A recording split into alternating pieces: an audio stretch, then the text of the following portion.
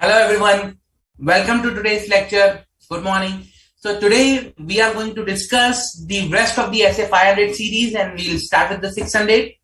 Okay, but before going to that, what we are going to do is we are going to cover the questions for SA 560. Remember yesterday we only just covered one question and rest of the questions were pending. So now we will be covering rest of the questions for the SA 560. Okay guys, and along with that, I'll request all of you to post your questions, post your doubt on the app, on the portal, so that I can take it up, I can solve your questions and doubts, and it will enhance your clarity. Okay, so I will be going with the lecture, and you can simultaneously post your questions also. Great. So just a quick revision. SA 560 subsequent events. Now, SA divides the events in three categories. Events between date of financial report, financial statement and date of audit report. Events after date of audit report but issuance of financial statement. Events after date of audit report and after issuance of financial statement. Now, for the events which are date of, between the financial statement and date of audit report, and if they are adjusting events, we need to adjust them in the financial statement, and accordingly we need to, ask management to give their impact. If management is not giving the impact, then we need to understand why, and accordingly we need to assess the impact on the date of we need to assess the impact on the audit report. Okay. Events after date of audit report but before issuance of FS. If any such events has been identified, then we need to ask management how they are dealing with this particular event. Then we need to ask them, okay, what additionally, whether they are changing the financial statement or not, or whether they are required to change the financial statement or not. If they are required to change, and if they are changing, then we'll perform the additional procedures to the areas where they have changed. We might issue an amended or new audit report accordingly as per the new financial statement. Now, what if the management is not changing? Then we need to ask management, please change financial statement. If they are not changing, then we need to ask management not to circulate these financial statement. Okay. And still, if they are circulating financial statement, then we need to seek legal advice. Events after date of audit report and date of issuance of financial statement. Again, we'll ask management what they are doing about these events. Okay. And we'll inquire with the management whether they are amending the financial statements or not. If they are amending, we will perform the procedure to that extent, and we may amend or issue new audit report. If they are not amending the financial statement, then we'll inquire why and whether it was required to be amended or not. And if it is required to be amended and they are not amending, then again, we need to seek the legal advice, okay, to stop the reliance on those financial statements. Plus, if they are amending the financial statements, so they need to make sure that the financial statement should reach to all of the readers to whom earlier it went. So all the recipients of old financial statement should receive the new financial statement, and they should be made aware about this particular event. Okay, a quick summary of SA 560. Let's go to the questions. So first I will take up some past questions that very good one asked. Okay.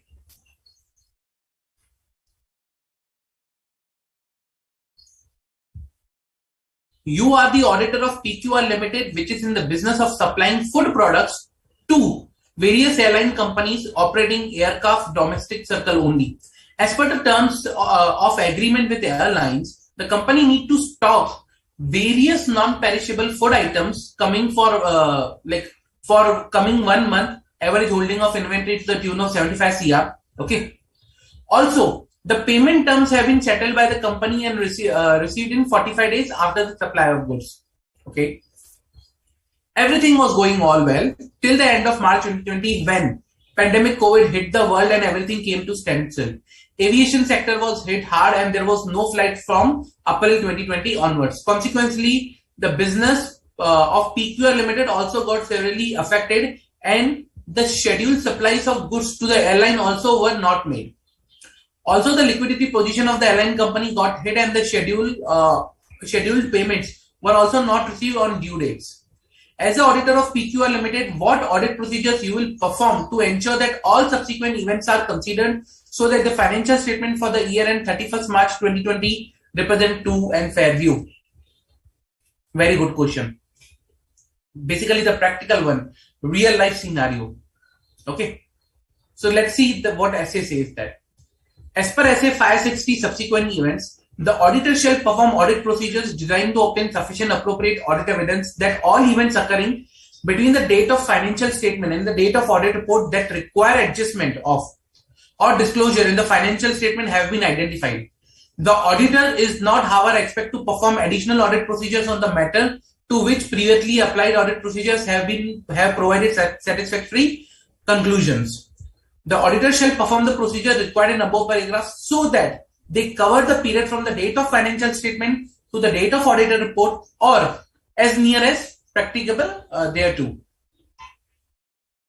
Being the auditor of PQR Limited, to ensure that all subsequent events are considered so that the financial statement for the year ending 31st March 2020 represent the true and fair view, the auditor shall take into account the auditor's risk assessment in determining the nature and extent of such procedures, which shall include the following. Obtain an understanding of the of any procedure management has established to ensure that the subsequent events are identified. So, one, management's procedure and obtaining understanding of management procedure that for the identification of subsequent event. Then, inquiring of management where appropriate, those charged with governance, whether any subsequent event has occurred which might affect the financial statement. Again, inquiring with management for the events have occurred, subsequent events have occurred which might affect the financial statement. Reading minutes, if any, of the meetings of the entity's owner, management, those charged with governance that have been held after the date of financial statement, and inquiring about the matter discussed at such meeting for the minutes for which are not yet available. So, reading minutes. And fourth is reading latest subsequent interim financial statement. Remember, we discussed about, let's say, for example, if you are going to issue audit report in the month of August, if it is a listed company, they might have already, rolled out the quarterly financial statement. Or if you are, signing in, let's say, after October because of some XYZ reason, then you might have a half-yearly financial statement, something like that. So, reading entities' latest subsequent interim financial statement. Where as a result of the procedure performed as required above, the auditor identifies events that require adjustment of or disclosure in the financial statement, the auditor shall determine whether each such event is appropriately reflected in those financial statements. So what they are required to do is basically you are required to perform these procedures, okay? Plus you are not required to perform any procedure if, however, auditor is not expected to perform additional audit procedures on the matter to which previously applied procedures have provided satisfactory conclusions. Means if you already covered that area, then you are not required to cover that area again. So you are only required to cover that area when you are not covered, and obtaining an understanding of the subsequent events identified, okay, and what procedures management is applying, reading minutes, inquiring with management, reading entities' latest financial statement is something you can do as a audit procedure to identify the subsequent events. Okay. So that was one of the questions which was asked for 5 marks in past exam.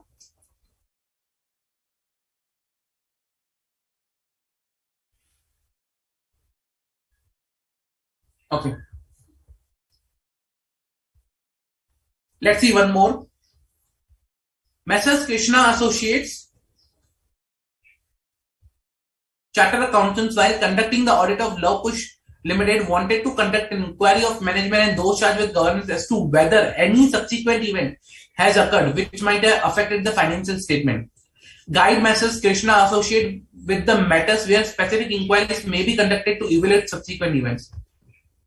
So here you are required to provide examples with respect to the specific inquiries that you can cover or that you can conduct to identify any subsequent event. Okay.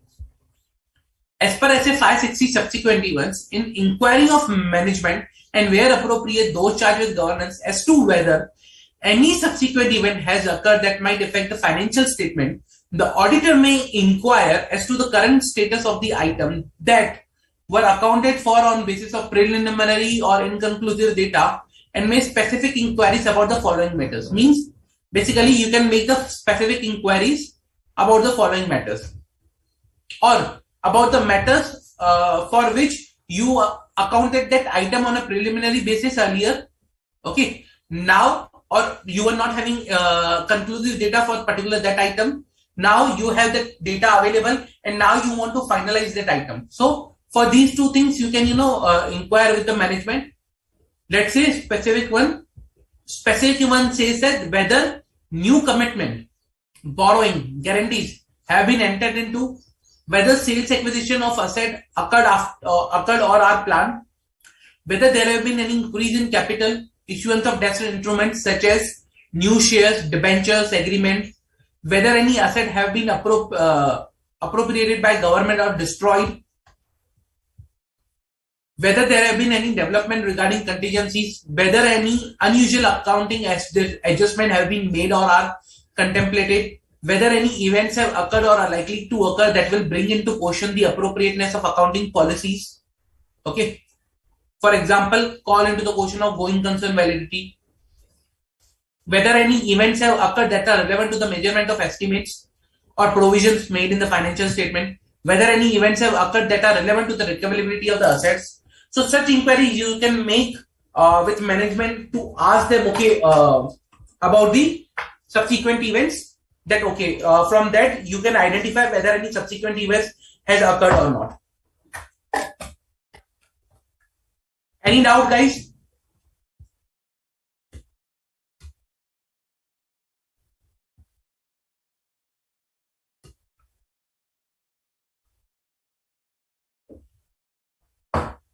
Any doubt?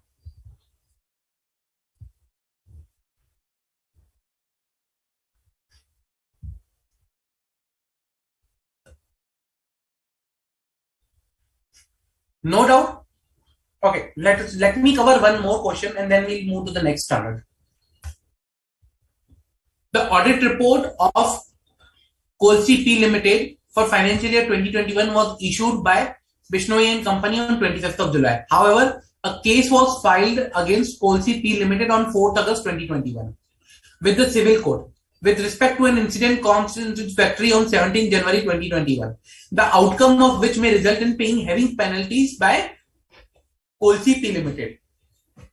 Mr. Raj Bishnoi, the partner of Bishnoi and Company, discussed the said matter with the management and it was determined to amend the financial statement for 2021. Further, Mr. Raj inquired how the management intended to address the said matter in the financial statement, to which he was told that the said matter was going to be disclosed as a contingent liability for the court case, to a footnote in the balance sheet with no additional disclosures.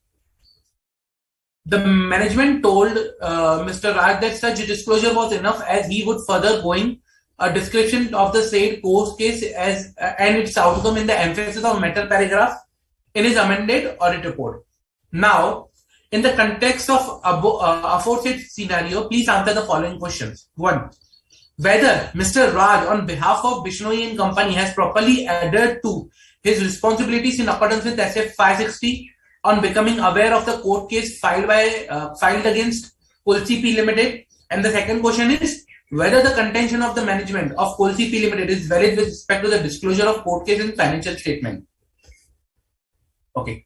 Now, in this particular example, basically, okay, we will first cover part A and then I will take you to part B also. But again, part B is something as of now is related to SA 706, SA 570. So it's a combination of both. So I will be covering, okay, because SA 570 is immediately I'm going to start after this. But let's cover first part A. Yeah.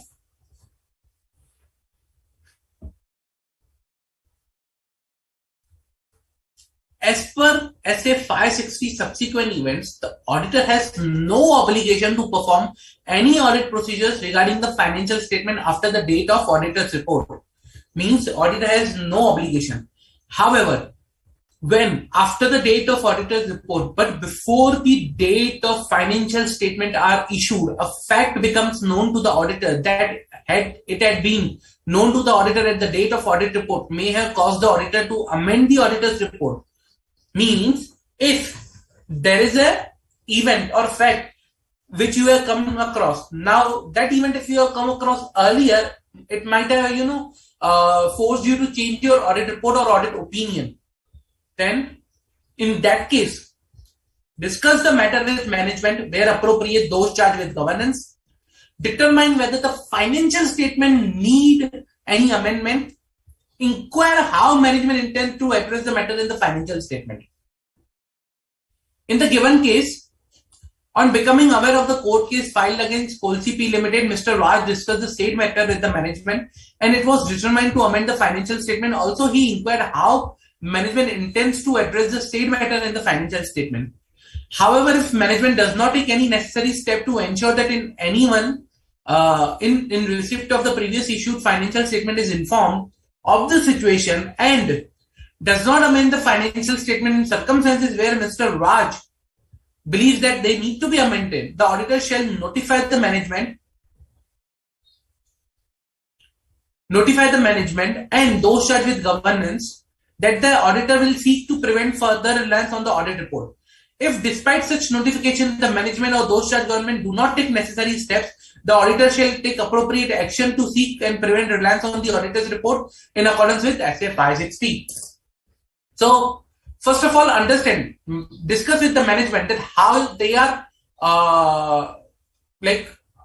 what is the scenario in the current, what is the event, how it is going to impact and all that area. Then you need to see whether the financial statement are required to be amended. And third, inquire how management intends to address the matter in the financial statement. Okay, these three areas. Then if the financial statement are required to be amended and management is not amending, then you need to ask and inform those charged with governance that, okay, if you do this, I'll stop, I'll say people that please don't rely on my audit report. And if still they go ahead and take appropriate action and stop reliance on the audit report. Clear?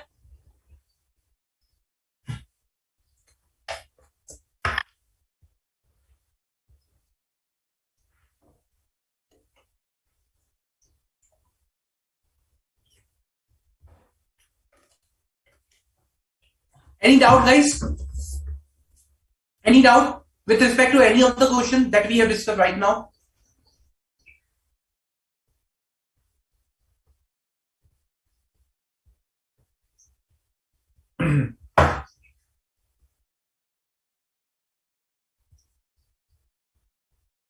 Any doubt?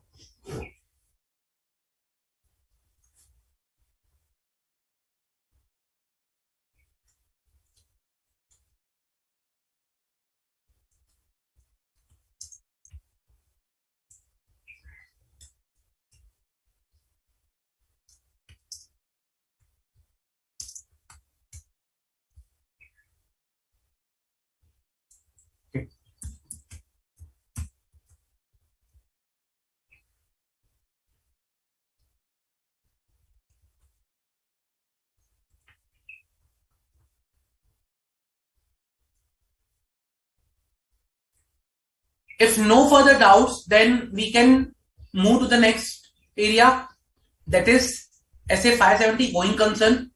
Okay. I'll tell you some of the examples of the going concern also, and I'll show you some live examples also. But yeah, let's see SA 570.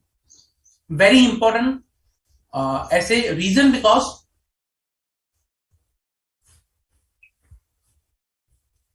this essay provides, the guidance that how or with respect to an audit of a financial statement, okay, if there is something related to the going concern, if there is the implication on the going concern, then how you need to address it, what procedures you need to perform, and how you can, basically perform additional procedures and reporting of those particular aspects. Okay. As I said, the essay itself, 570 going concern. Okay. Now the name going concern, provides the basis of the particular standard. Why this standard was required is because this standard established the responsibility in the audit of a financial statement. Okay. When something has been there on relation to the going concern and the implications on the audit reports of that particular going concern event. So if I have to say that this standards provides the guidance that how to perform, or not only perform, but how to obtain sufficient and appropriate evidence with respect to the going concern, so that how to obtain sufficient and appropriate audit evidence regarding the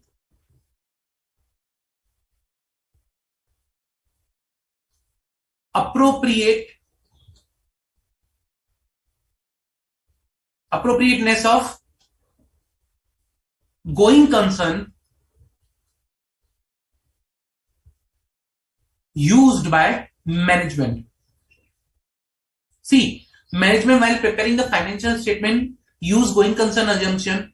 Now we need to evaluate that whether the going concern assumption, management's assessment of going concern assumption, is appropriate or not, whether they can use it or not. And I need to gather evidence to identify whether there is any material uncertainty exists about the entity's ability to continue as a going concern. So let me go and discuss particular this one.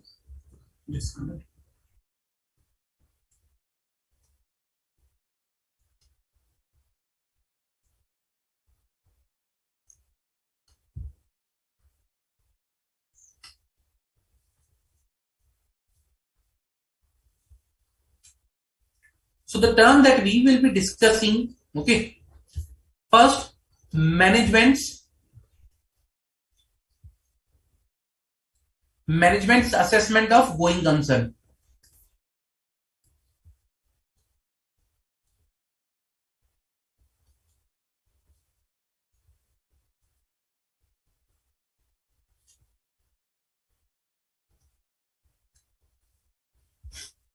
What is management assessment of going concern assumption? That usually while preparing the financial statement, it is the responsibility of the management to assess whether the going concern assumption is there or not. Okay. So management will assess that whether the entity has ability to continue as going concern. Okay, so that's the management assumption. Now, as an auditor, what we are required to do is we are required to obtain sufficient and appropriate audit evidence. We are required to obtain sufficient and appropriate audit evidence to ensure this assumption made by management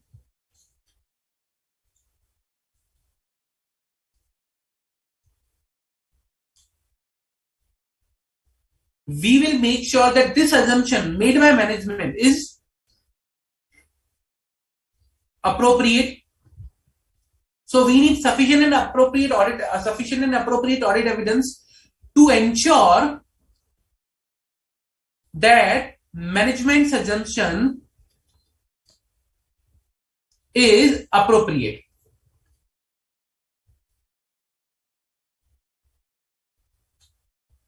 And management can use this particular assumption. Okay. Number two, we need to conclude that whether a material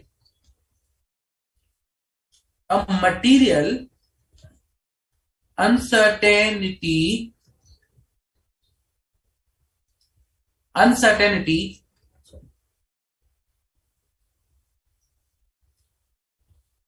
exists related to the events or conditions that may cast significant doubt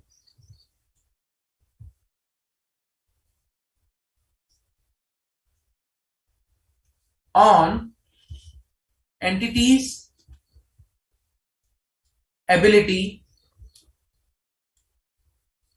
to continue as going concern.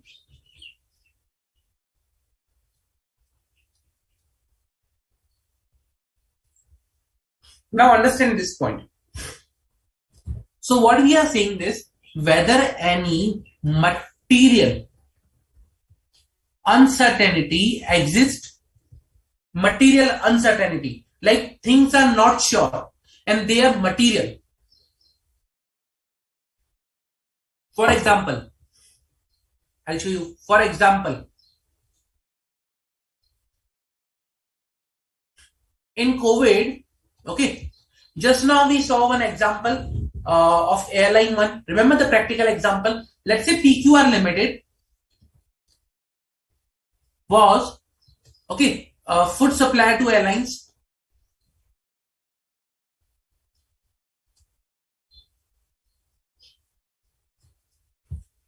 Okay, his PQR Limited's prime customers, or prime, not, let's say most of customers were airlines. Now after pandemic, his business went down, and after pandemic, business was near to zero. Now this particular event, I can say, is an event which is casting doubt on the entity's ability to continue as a going concern, because there is a material uncertainty exists that how the business will continue now. So this is a material uncertainty over here. Okay. So when a material uncertainty exists that casts a significant doubt on the entity's ability to continue as a going concern, so we need to obtain evidence, we need to gather data, we need to analyze whether there is any such event, condition, or any such scenario present which can pose us doubt on the entity's ability to continue as a going concern. So we need to understand that particular thing by obtaining audit evidence. So we will be gathering audit evidence to ensure that whether this event is there or not. This is the responsibility of the auditor. This is the responsibility of the auditor as per SA 570. Very important. You can say auditor's responsibility.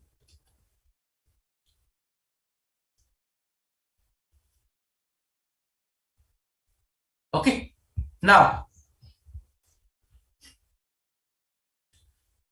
when we perform the risk assessment procedure, okay, while performing the risk assessment procedure, we need to consider whether events or condition exist that are casting significant doubt about the entity's uncertainty to continue as a going concern.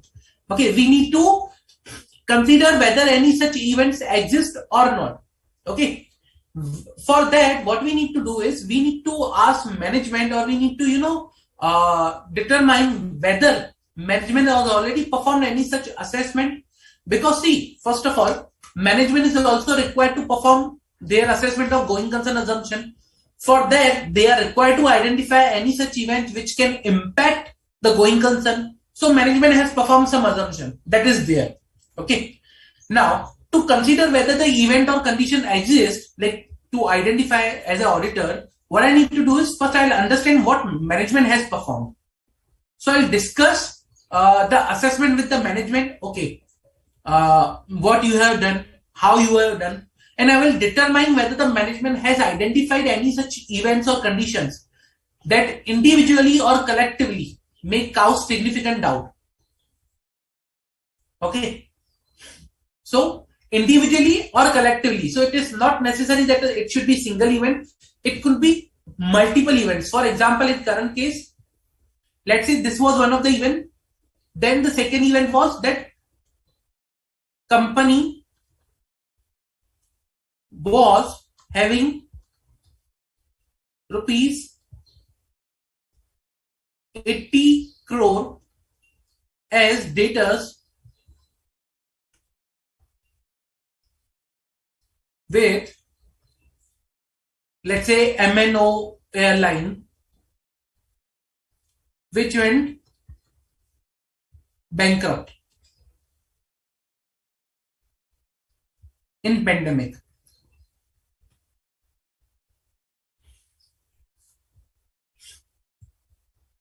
This resulted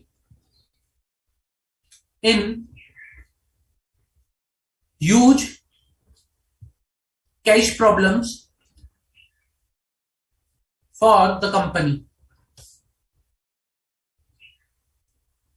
Let's say there was a debtor, okay, 80 crore, which was, let's say, for example, 90% of total debtors. Now this company went bankrupt, MNO airline, who was a debtor, 80 crore debtors.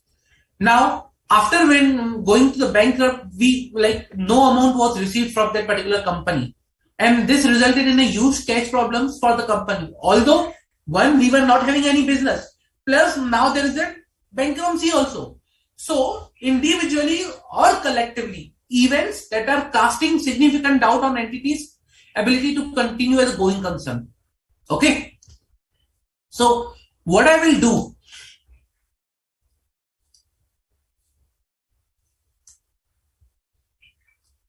so I need to understand risk assessment procedures or related activities that I need to perform. See, I'll tell you step-by-step process how we perform activities with respect to the going concern. First, I'll perform my own risk assessment procedures.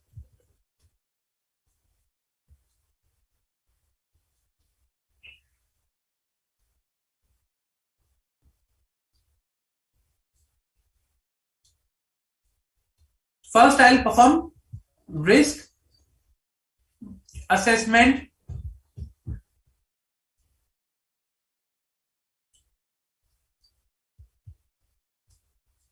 procedures. Now, whenever I'll talk about risk assessment procedures, means I'll apply SA 315, understanding the entity and its environment. So I'll understand whether there are any conditions that exist. So I'll understand that whether any conditions or events exist which can impact the entity's ability to continue as a going concern.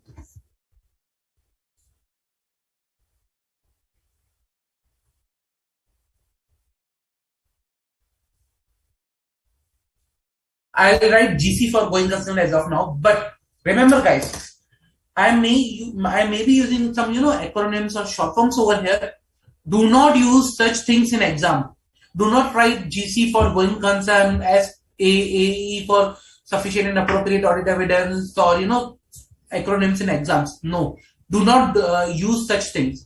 Write the appropriate word, full words which are there. Okay, reason because this is for our understanding purpose and quick discussion purpose, but in exam this may create a confusion for the examiner also, who is checking the paper, because he might not be familiar with your acronyms or this particular thing, and hence it is also not advisable or recommended by the institute also to use such acronyms. Okay, so please do not use such things in exam.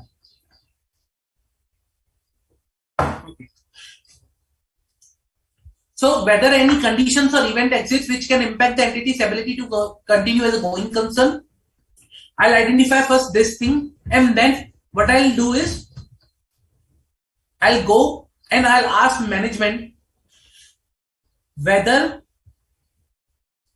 management has performed a preliminary assessment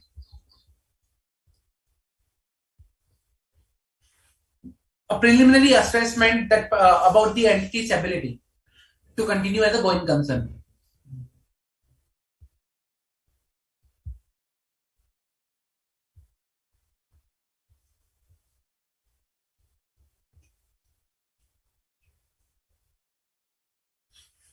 Okay. So I'll ask management, have you performed any such assessment? If yes, then I'll ask management, okay, if you have performed this assessment, then I would like to know few things. From that particular assessment. Okay. So these few things will be, for example, these few things that I will be understanding with the management will be, okay, events that you have identified. Okay, events that you have identified in your assessment. Okay, which are such events that you have identified, and what you have done for the events that you have identified, means how you are, this just justified whether this will impact, this will not impact, what is the scenario. So accordingly, I'll understand with the management what you have identified. Okay. Then I'll ask management to share their assessment. I'll understand their assessment, and I will analyze such events that which are like, for example, are pointing towards that particular that event that the entity has no ability to continue as a going concern. For example, let's say financial events. If I talk about company has a huge liabilities, fixed term huge borrowings are near to maturity, but we don't have cash, or you can say indications of withdrawal of financial support from creditors, negative operating cash flow, adverse financial ratios, or you can say substantial losses or no business, inability to pay to the creditors, inability to pay to the borrowers. Okay, management intention to liquidate or not to continue business, or you can say huge strike, or laborers are not coming to work. Okay, loss of key management, identification of a huge fraud. So these are the events which can provide you that there is something wrong. There can be an impact on the going concern entity's assumption as a going concern, or ability to continue as a going concern. Okay. Then so I'll ask management whether they have performed a preliminary assessment to entities continue as a going concern or not. What management will say that yes, we have performed. Okay. So if when management will say yes, they have performed, what I will do is I'll discuss with the management that the events they have identified. So I'll tell them, okay, tell me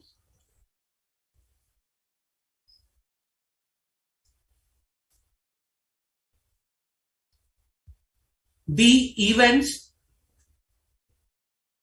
management has identified, okay, as a going concern assumption, or to under this particular assessment, and management's plan to address them. Okay, I'll ask management, okay, which are the events that you have identified, and what is the plan that you are placing on, or you are deciding how you will tackle these events. Fine. Okay. But what if management says, no, we have not performed any such assessment? What I will do, if management says that, okay, no, we have not performed any such assessment, okay, then I'll inquire with management, like that how they are saying that they have used the going concern assumption. So for using this assumption while preparing the financial statement or while for accounting, I'll ask management how, on what basis you have decided to use the going concern assumption for accounting. Okay, so I'll discuss with management the basis, okay, for the intended use of going concern basis for accounting. Like without performing the assessment, how you can do this? Simple. Okay. Then once management will provide me the details, what I'll be doing is I'll ask management, now you tell me, although you have not performed this particular assessment, do you know any such event which may cause significant doubt? So I'll ask about the management, do you know or are you aware whether any such events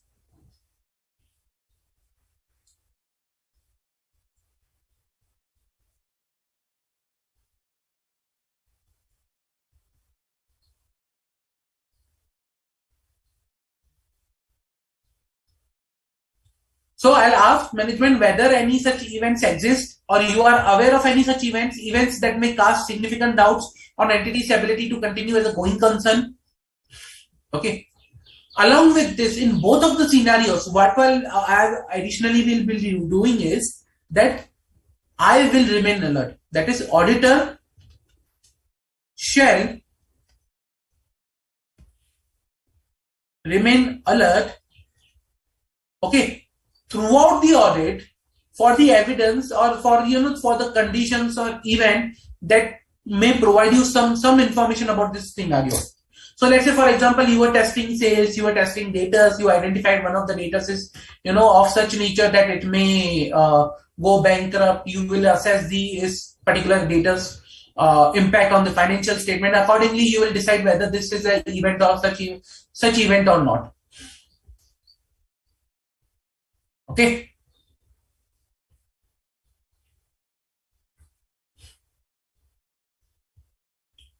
Now, see, prima facie, it's not the responsibility of auditor to perform the assessment or the entity's ability to continue as a going concern for accounting. Let's say and management is responsible for accounting, so management should perform an assessment usually. But once if the management does not perform an assessment, we as an auditor, as a part of audit procedures, are required to perform this assessment. Okay. So initially it's the responsibility of management. If management has performed, then we are required to evaluate that assessment, and we may be required to perform our own assessment also. And if management has not performed, then we are required to perform the assessment. Okay. But not for the accounting, but for the audit purpose.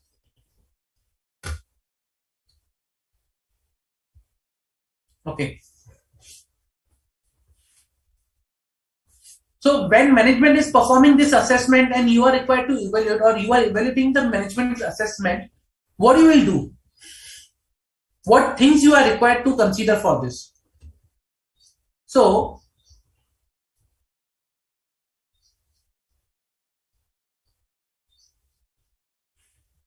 I'll remove this.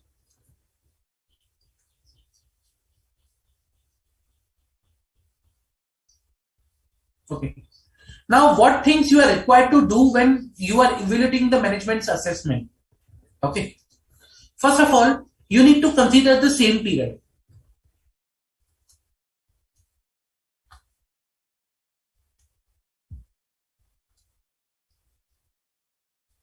Used by management in their assessment.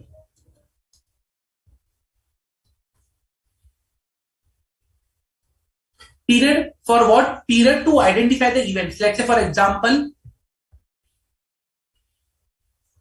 to perform the assessment, I'll take, okay, let's say from 31st March to 30th October. All the events that are material I will consider. Now, let's say some event might have occurred after this date. So you need to take the same period to assess, to evaluate the management's assessment. Otherwise, if you take extended time period, let's say some other date from here, you will not get the same result as the result that have management received. Okay.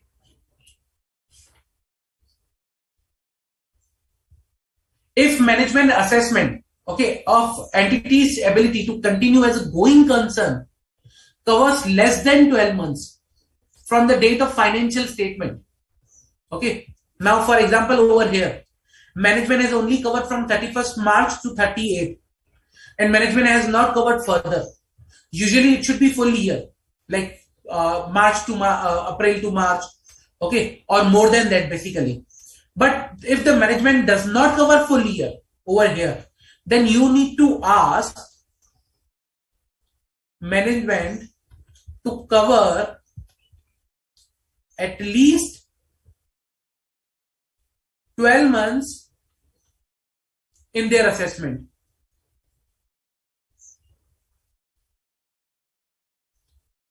So for example, let's say this particular example itself.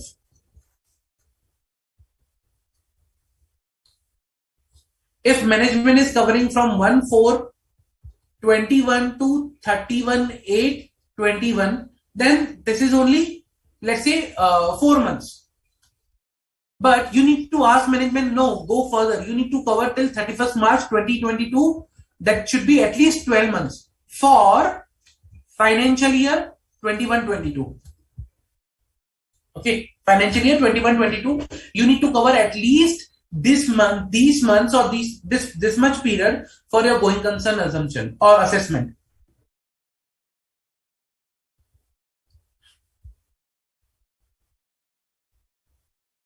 So you need to ask management, please extend your assessment at least 12 months from the date of your financial statement. Okay. Then,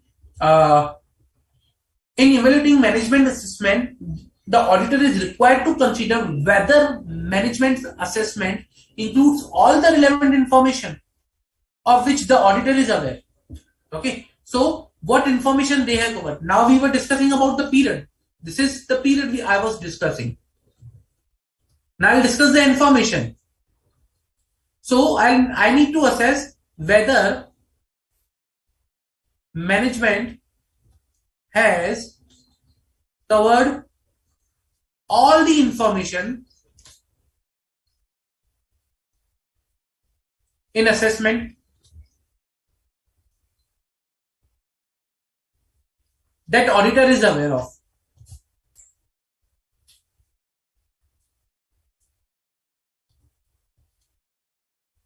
I'll expect management to cover at least all that information that I am aware of in their going concern assumption or going concern assessment. Sorry. So I'll expect that management should use all the information that is I am aware of at least. There might be information that I am not aware of, but at least I'll expect management to cover all those informations. Okay. So I'll understand this also. Plus, I'll inquire with management whether they have a knowledge of events or condition beyond the date of management's assessment. So I'll say, okay, management, do you have any knowledge? Like, for example, now you have taken 12 months, 31st March 2022. Do you have any knowledge events after this date? Sort of subsequent events. So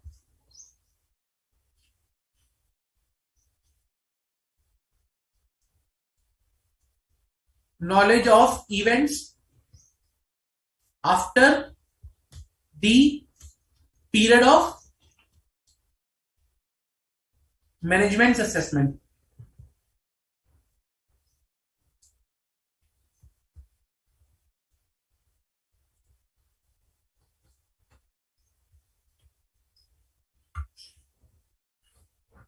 So I'll ask all these things to understand the assessment that is done by the management.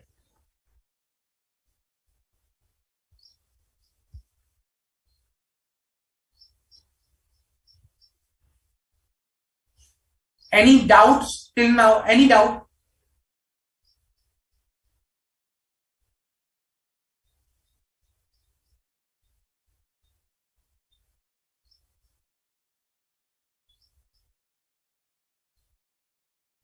Okay.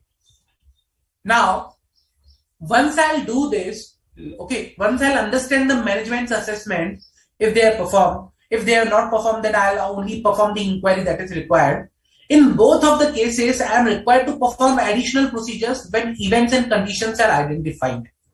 So, if even after this or whatever we have, inquiry that we have done, if auditor identifies any event that casts significant doubt,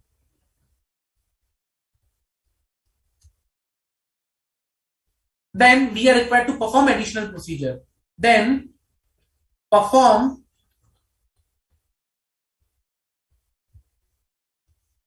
additional procedure.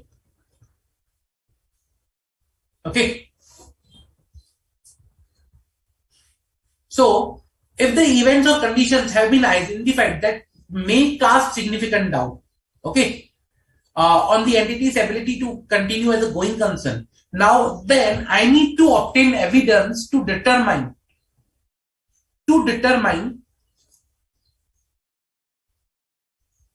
let me extend this.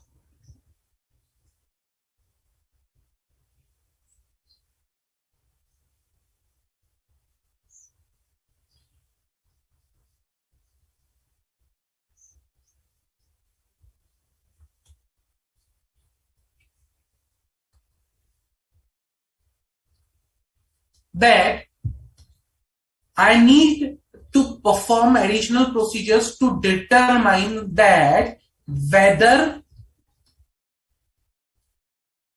a material uncertainty exists. See, I'm talking about two things. Now, I'm talking about event that may cast significant doubt. And I will check whether that event which is casting significant doubt, I still have a doubt. I'm not sure. I still have a doubt that this will impact the going concern. So this doubt, I need to be sure. So I will perform additional procedures to convert that doubt or to ensure that this doubt, whether, a material uncertainty exists or not, relate to the evidence that may cast significant doubt on the entity's ability to continue as a going concern. Means I will understand whether there is a material uncertainty there or not. See, there are two things. One, identification of the event that caused significant doubt. Second, after identifying the events, I determine, okay, there is a material uncertainty.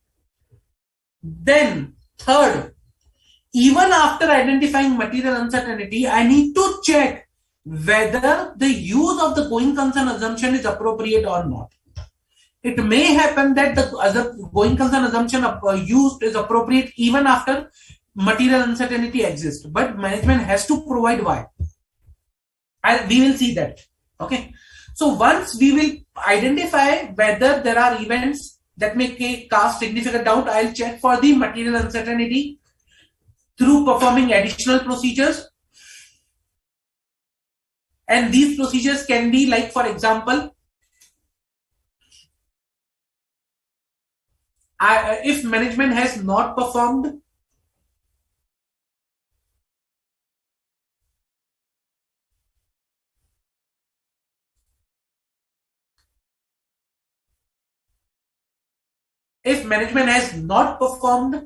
assessment, then I'll ask management to perform this assessment. Then ask management to perform an assessment. Okay. then what I will be doing is I will be evaluating management's plan for future. Okay, like how they are going to increase their business, what is the expansion plan, what they are going to do for the future, what is their strategic vision or a goal for the next 5 years, like this way, and their outcome, whether the outcome of these plan will improve the company's position or will deteriorate. Then I will analyze whether the entity has prepared a cash flow forecast for the, let's say, next 5 years, next 10 years. Okay. And analysis, I'll do analysis of that forecast.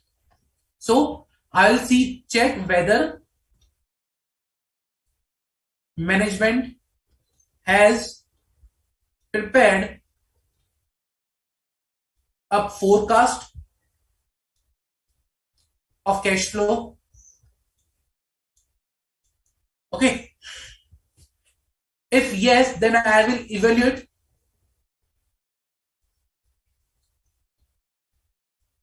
If yes, then I will evaluate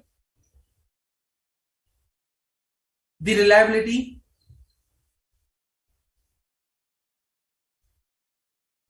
plus I will determine whether the assumptions and support, adequate support or documentation is there for the forecast. So validate the assumption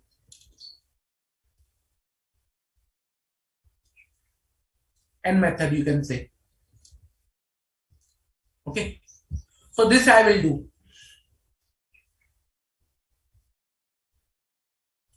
Plus I will obtain management representation, that is there.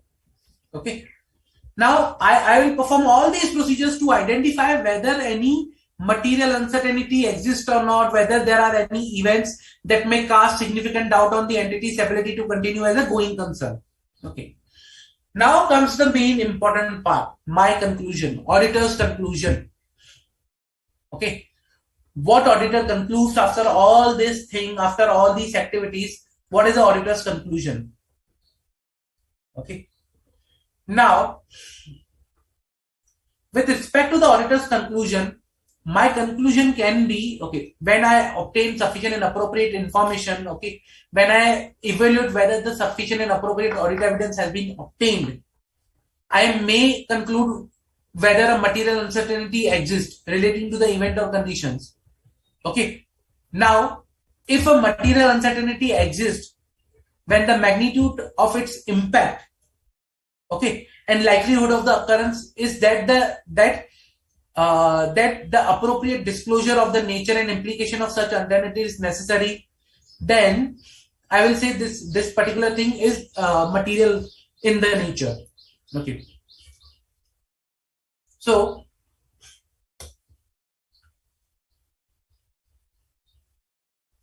I'll talk about the conclusions now.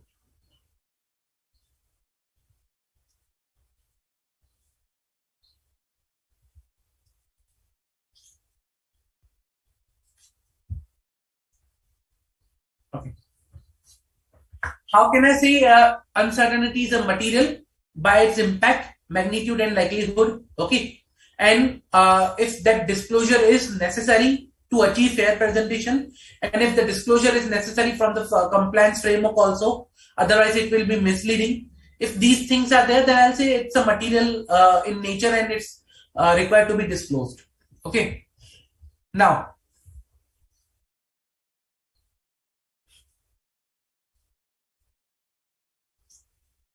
if I say as a conclusion, audit conclusion, okay, if I say that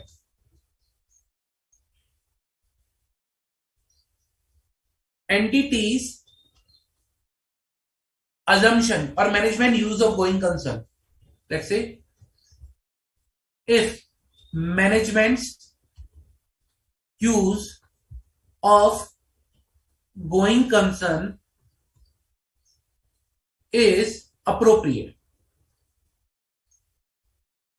I'll say, okay, management's use of going concern is appropriate for accounting, but there is a material uncertainty. But there is a material uncertainty. Now you will say, is this possible that there is a material uncertainty also, and plus going concern, use of going concern is also there? Yes, there can be scenarios, and we'll see this scenario. Let's say, for example, let me show you one live example where there is a material uncertainty, but use of going concern is appropriate. Let me see.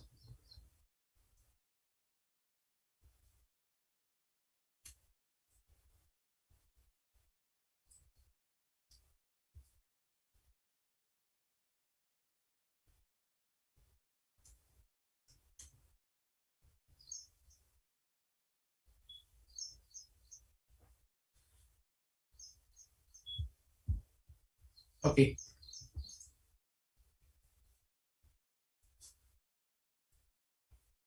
This is the audit report where this paragraph is there.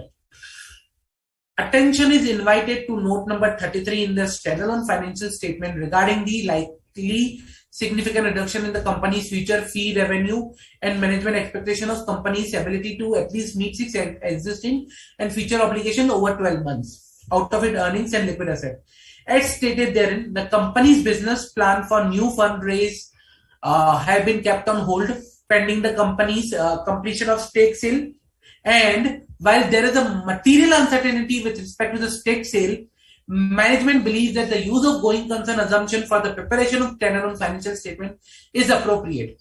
Our opinion is not modified in the respect of sale matter. Means what they are saying is there is an event which is casting uncertainty. Okay, which is casting uncertainty. For example,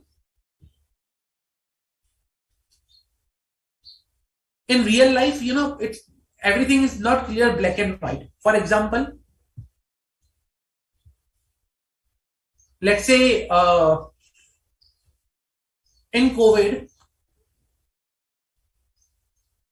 there was a company, ABC Limited. That company suffered huge losses. Okay, so in COVID, ABC Limited suffered huge losses. Now, there was a debt payment due date. Okay, in next, there is a debt payment due date in next 3 months. Like after 3 months, they are required to pay a debt. Now, this debt is required to pay to banks. However, negotiations are going on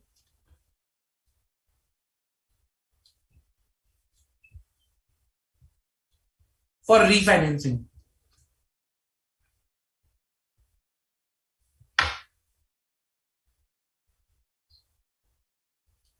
If these negotiations, now the outcome of these negotiation is uncertain.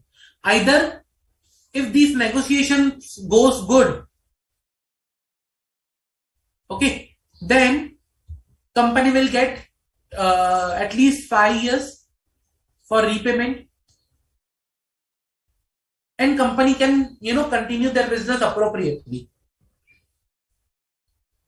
But if these negotiations fails, then company needs to pay immediately, and if company fails, an appropriate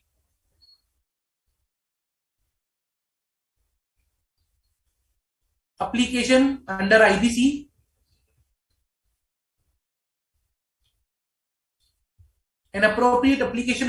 will be made by bank.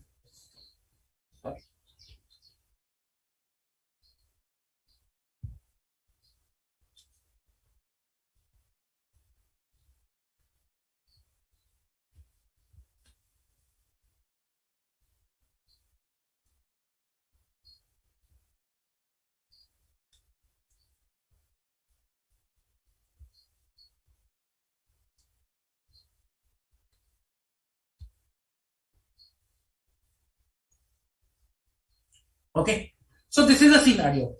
Now, negotiations are going on for refinancing, and this is as on 30/8/2022 for financial year 21-22. This is as on 30th August 2022, and this is going on since March. Let's say going on since March.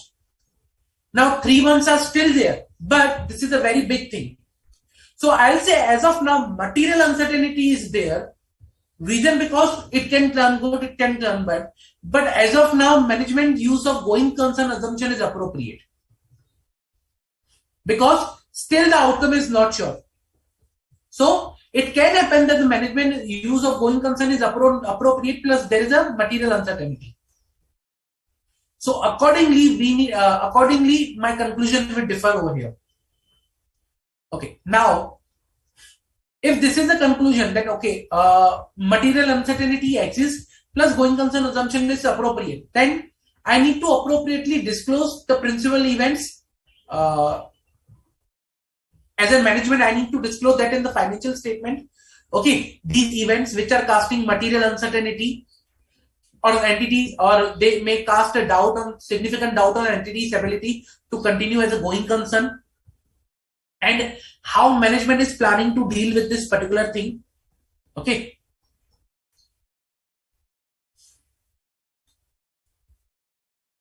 So in this case, what they need to do is, I will pull down. Yeah. In this case, management needs to disclose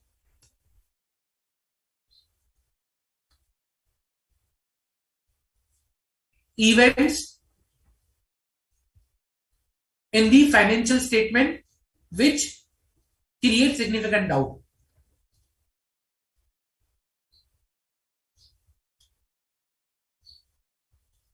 Okay, very important.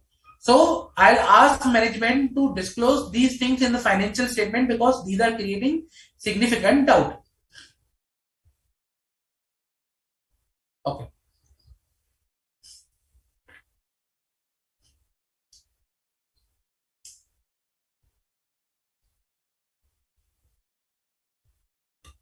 Now, if adequate disclosure in the financial statement is made, let's say use of going concern basis is appropriate, but a material uncertainty exists. Okay, then, and if this particular thing management needs to disclose, okay, if management has disclosed,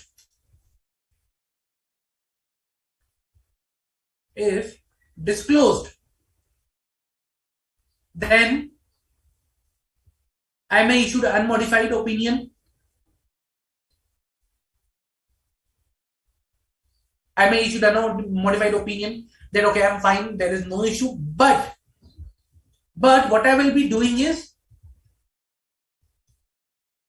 I will insert a paragraph that is material uncertainty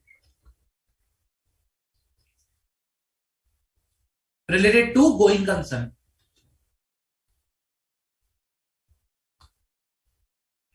Okay, I'll insert this paragraph like this example.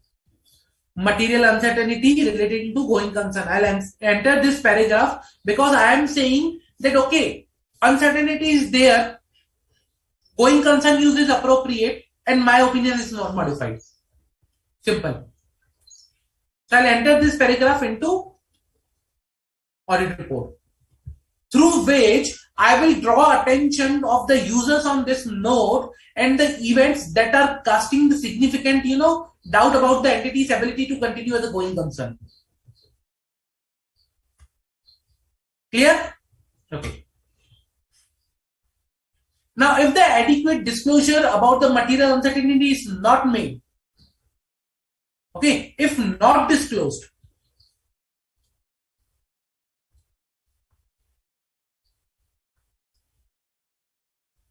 then what I will do, I'll express qualified or adverse opinion. I'll express qualified or adverse opinion, okay, or I'll say that, okay, management has not disclosed appropriately. I'll issue the adverse and qualified opinion, and in the basis of adverse or qualified opinion, I'll mention this thing.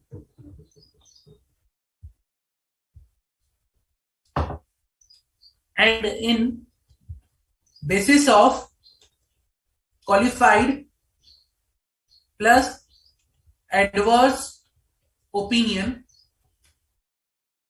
I'll mention this thing. I'll mention the events. Okay. So this will be the scenario if they have not disclosed.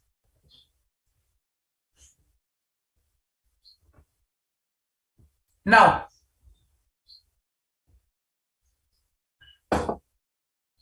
sorry.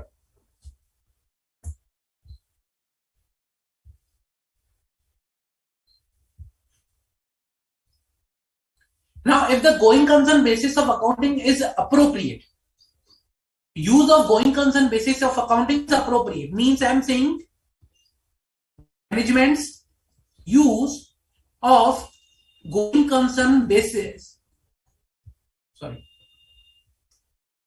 management use of going concern is not appropriate.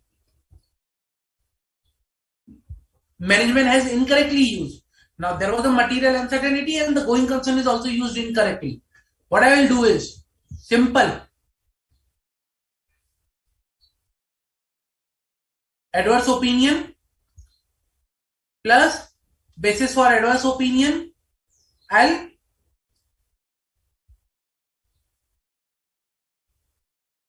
point out why I'm issuing the adverse opinion. That's it. So I'll use adverse opinion, I'll provide adverse opinion, and I'll say what is the basis of adverse opinion.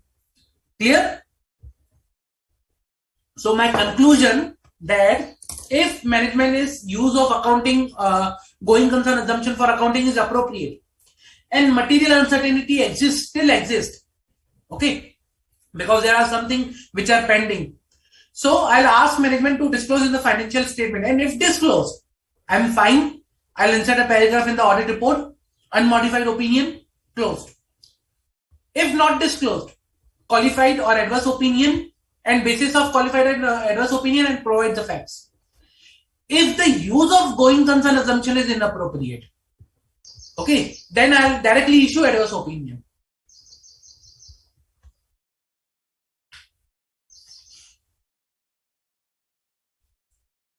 Clear? Then I'll communicate with those charged with governance about the conditions that I have identified which are casting significant doubts. Okay, the events and conditions, management use of going concern basis for accounting, adequacy of related disclosures, implication on audit report. I'll discuss all these things with management.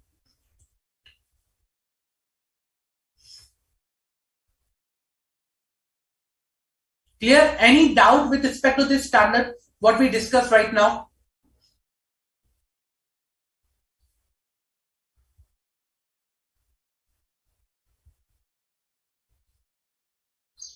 Any doubt?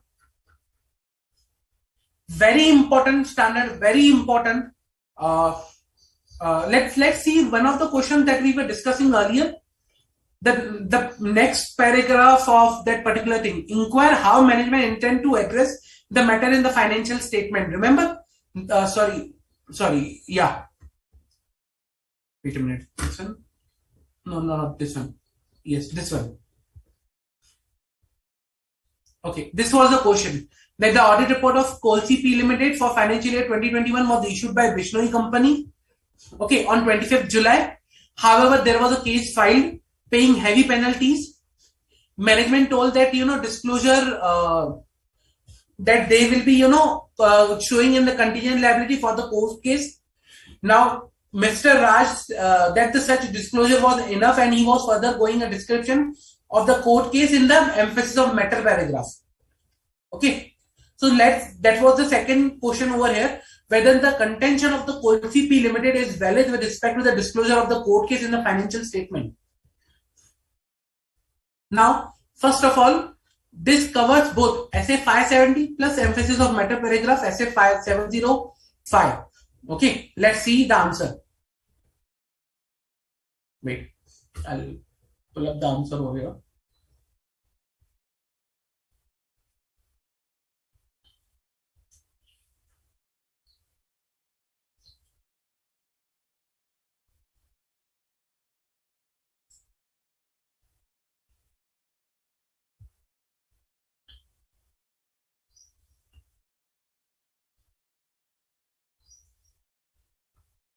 Just a minute.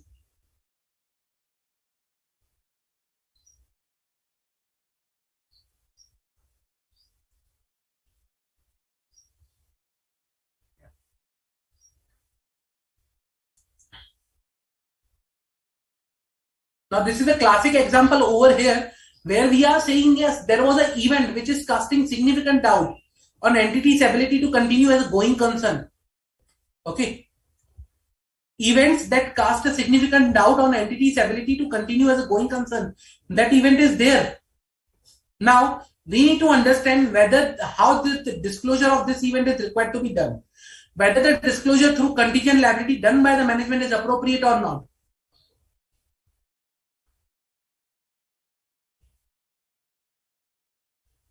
The question is whether the contention of the management of CP Limited is valid with respect to the disclosure of court case in the financial statement as a contingent liability. As per SA 706, emphasis of matter paragraph and other matter paragraph in the independent auditor report, an emphasis of matter paragraph is not a substitute for a modified opinion, disclosure in the financial statement that is applicable to the financial reporting framework requires management to make, that are otherwise necessary to achieve fair presentation, a report in accordance with SA 570. That is, when a material uncertainty exists relating to the event or condition that may cast significant doubt on an entity's ability to continue as a going concern. Now, in the given case, management of CP Limited has presumed that as an auditor was going to provide the description of the said court case and its outcome in the EOM paragraph and in the amended audit report, there was no further need for it to provide additional disclosure about the court case in the financial statement. The contention of the management of CP Limited is not valid as EOM paragraph cannot be used to substitute for the disclosure required to be made in the financial statement as per the applicable financial reporting framework, or that is otherwise necessary to achieve the fair presentation, which is the responsibility of the management. Okay. So here, in this case, this is an event which is casting a significant doubt on entity's ability to continue as a going concern. This cannot be disclosed as the emphasis of matter paragraph, but rather this should be disclosed on a standalone basis. Okay. By the management. And same way, if and after performing the procedures, if Raj Bishnoi, that's a partner of Bishnoi company and auditor over here, concludes that okay, there is a material uncertainty with the entity's ability to continue as a going concern, then he should disclose as a separate paragraph, not through emphasis on matter paragraph.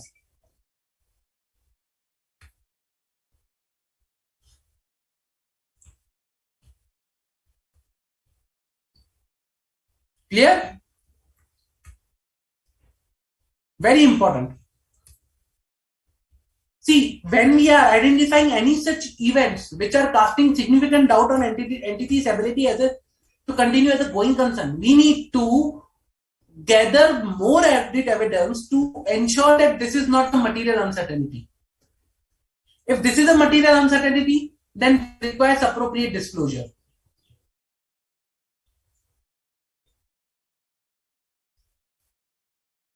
So let's see one more question on the same line. On the same line.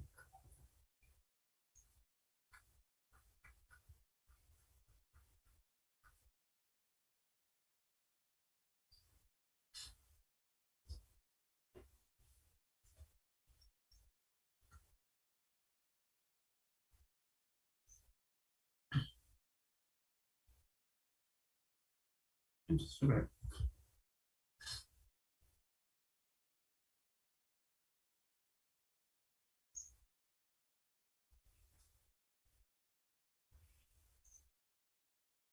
Let me pull up on the screen the particular question.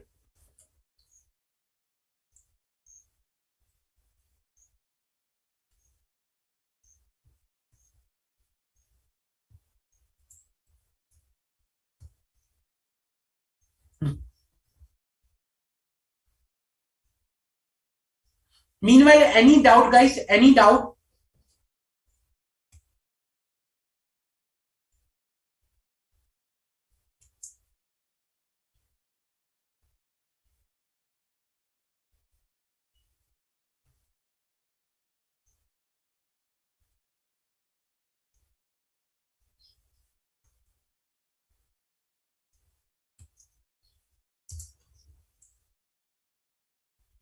Any doubt?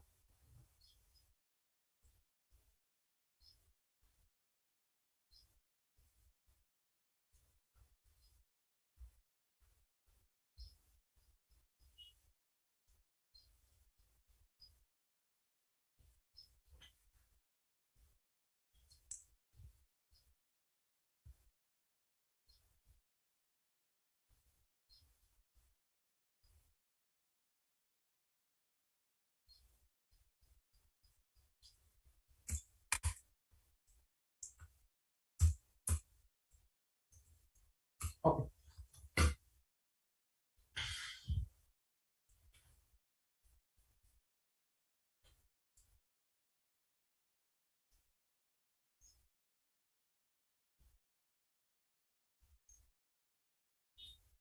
Let's see one more question. It's a very good question, and on the basis of this, we can understand this particular topic in more detail. Okay.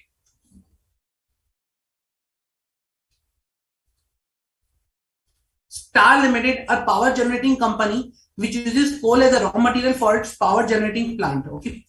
The company has been allotted coal blocks in the state of Jharkhand and Odisha. During financial year 2021, a scam regarding allotment of coal blocks was unveiled, leading to a ban on the allotment of many key managerial personnel of the company left the company. There was a delay on the line of payment of wages, salaries, and the banks from whom the company has taken funds for project financing also decided not to extend any further finance or to fund the working capital requirement of the company. Further, when discussed with the management, the statutory auditor understood that the company has no action plan to mitigate such circumstances. Further, all such circumstances were not reflected in the financial statement of Star Limited. What course of action should the statutory auditor of the company consider in this situation? So guys, here, see, now the issue is that there was a coal block, coal allotment to the company, but that coal allotment or that was due to some fraud happened over there, and because of which it got cancelled. Company has no revenue generating. Company is not able to pay wages. Company has financial issues. Company has working capital requirement, but bank is not ready to provide or extend the working capital requirements. Okay, there are a lot of many issues that key managerial person is leaving the company. What company should do in this case? So these are the clear cut, you can say, events which are casting significant doubt on the entity's ability to continue as a going concern. These are the pure classic example which are providing this direction, which are indicating in the direction that the company might be not able to continue as a going concern. Let us see. SA 570, going concern, deals with the auditor's responsibility in the audit of financial statement relating to the going concern and the implication for the auditor's report. The auditor's responsibility to obtain sufficient appropriate audit evidence regarding and conclude on the appropriateness of the management use of going concern basis of accounting in preparation of the financial statement, and to conclude based on the audit evidence obtained whether a material uncertainty exists about the entity's ability to continue as a going concern. Like, we need to obtain sufficient and appropriate audit evidence. When the use of going concern basis of accounting is inappropriate, that is, the financial statement have been prepared using going concern basis of accounting, but the auditor's judgment Management use of going concern basis of accounting in the preparation of financial statement is inappropriate. The auditor shall express an adverse opinion. Okay. When adequate disclosure of the material uncertainty is not made in the financial statement, the auditor shall express a qualified opinion or adverse opinion as appropriate in accordance with the SA 705 and the basis of qualified and adverse opinion section in the auditor's report state that a material uncertainty exists that may cast significant doubt on the entity's ability to continue as a going concern, and that the financial statement do not adequately disclose this matter. Means if the assumption is used which is incorrectly used, issue adverse opinion. Plus, if there is a material uncertainty not disclosed in the financial statement, issue a qualified opinion or adverse opinion, and in the basis of qualified or adverse opinion, mention that why you are issuing a qualified or adverse opinion. Okay. Now, in the present case, what are the indicators that are casting a significant doubt? Ban on the allotment of coal blocks, halt in the power generation, key managerial personnel leaving the company, bank decided not to extend further finance or not to fund working capital requirements of the company, non-availability of the sound action plan to mitigate such circumstances. All these are events that are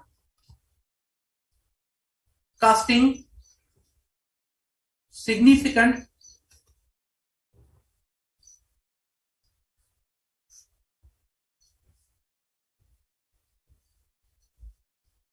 doubt on entities' ability to continue as going concern. Okay. And based on this, I can say material uncertainty exists. See, therefore, in considering the above factors, it is clear that the going concern basis is inappropriate for the company. Further, such circumstances are not reflected in the financial statement of the company. As such, the auditor of the Star Limited should express an adverse opinion in accordance with SA 705, and in the basis of opinion paragraph, auditor report, the statutory auditor should state that a material uncertainty exists that may cast significant doubt on the entity's ability to continue as a going concern, that the financial statement do not adequately disclose this matter. So, these events are there. These are casting significant doubt. Material uncertainty exists. Going concern is not appropriate. Management has not disclosed adverse opinion. Clear?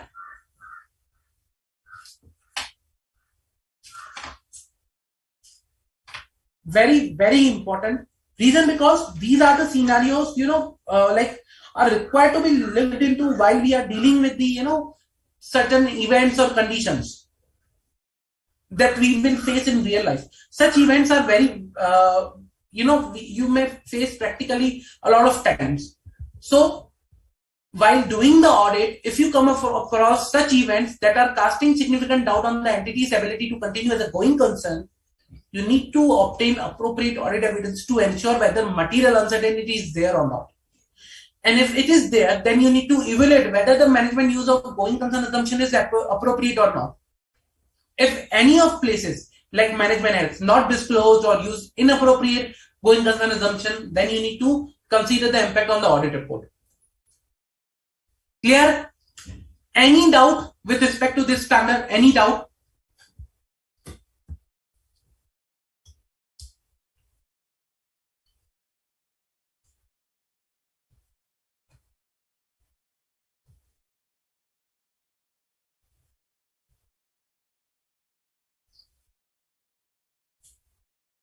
Any doubt, guys?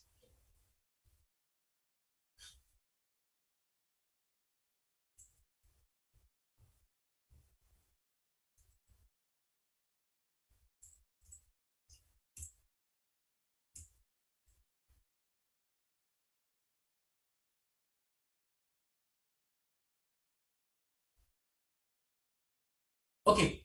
what we do is, let's take a quick 10-minute break. We'll come after the break and I'll solve one or two more questions for this topic so that you can have a more clarity about this topic, and then we'll continue for the rest of the series. Okay, let's take a quick 10-minute break.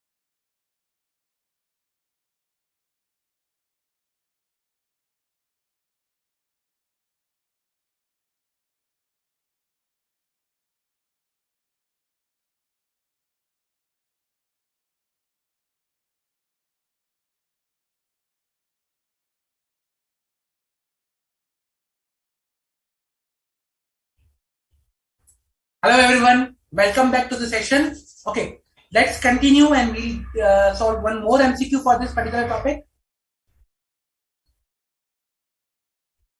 Very important one. Reason because it will give us a good clarity about the topic. Okay.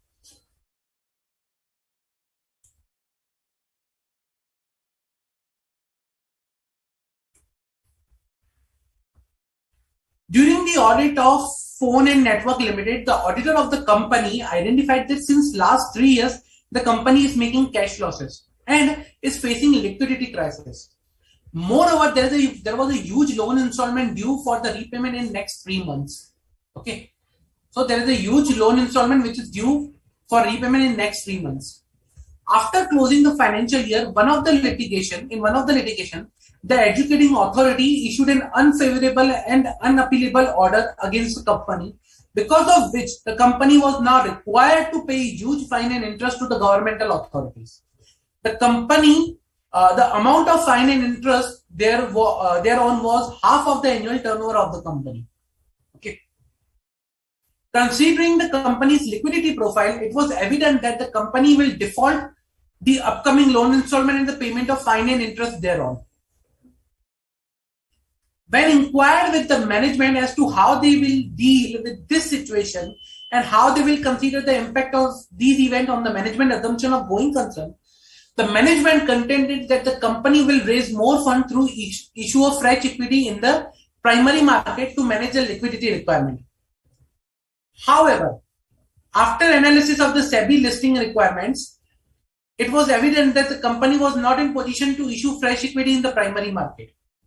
As a result, the auditor of the company decided to draw attention of the users of the audit report on the existence of the material uncertainty related to the events that have casted significant doubts on entity's ability to continue as a going concern by disclosing the same in other matter paragraph. As in quality control reviewer, engagement quality control reviewer, guide the auditor about the correct way of disclosing the existence of material uncertainty related to the events that has cast significant doubts of entity's ability to continue as a going concern when the management has not made appropriate disclosure of the material uncertainty in the financial statement. Now you tell me, what is the appropriate way of disclosing material uncertainty when management has not disclosed? What will be your impact? What will be the impact on the audit report? So you need to provide me that how you will disclose in your audit report when management has not disclosed anything about the material uncertainty which is there.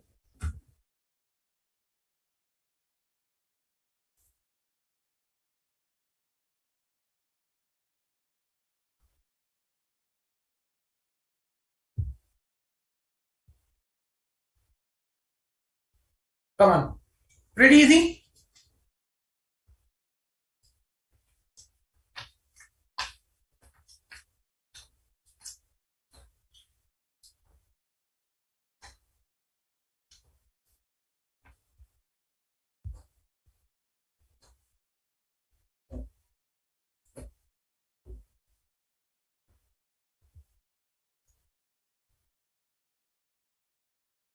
What is the correct way to disclose this? We'll go to the options, but I want to understand first what is the correct way to disclose this. You tell me.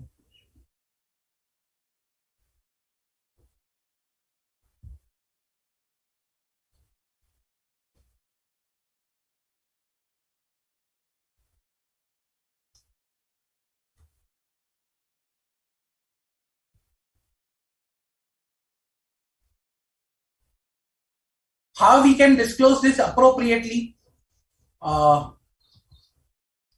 in audit report.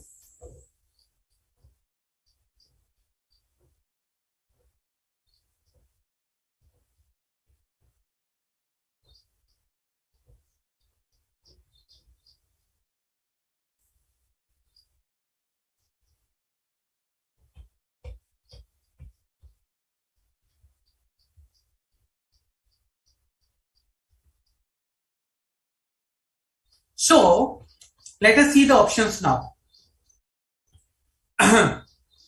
So the options are that when the management has not made and has not made appropriate disclosure of the material uncertainty in the financial statement, and there exists a material uncertainty related to the events that have casted significant doubts on the entity's ability to continue as a going concern, then the auditor should disclose the same in key audit matters section and audit report only. No other disclosure is required.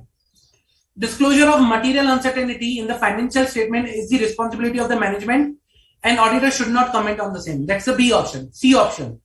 When the management has not made appropriate disclosure of material uncertainty in the financial statement, and there exists a material uncertainty, auditor should express qualified or adverse opinion and should mention the basis of qualified and adverse opinion of the section of audit report about the existence of material uncertainty. Okay. Option D. When management has not made appropriate disclosures, okay, auditor should express unmodified opinion and should obtain written representation about the existence of material uncertainty from the management. So what do you think? What is the correct option?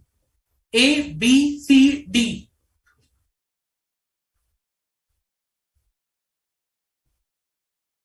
So what do you think is the correct option in the current case?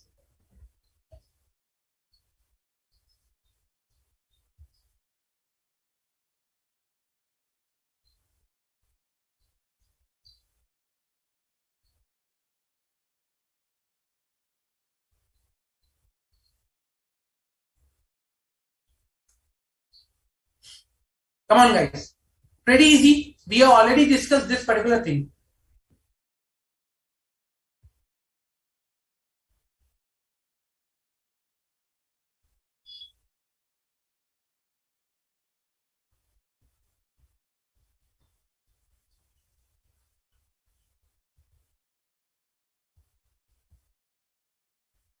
So what do you think should be the appropriate option in the current case? See, we never discussed about the key audit matters in this particular topic. That disclosure as a key audit matters is required. So that's the wrong answer. Usually it is not required, and we'll see why in SA 701. Auditor should not comment. That is also incorrect because it's our responsibility to comment on the material uncertainty when management has not disclosed. C. We should either issue a qualified or adverse opinion. That is correct. And on the basis of qualified and adverse opinion, we need to mention the existence of material uncertainty when management has not disclosed. So C is the correct option. Again, D. Unmodified opinion. No, you cannot issue an unmodified opinion when management has not appropriately disclosed. So D is also incorrect. The correct option is C. Okay. Any doubt?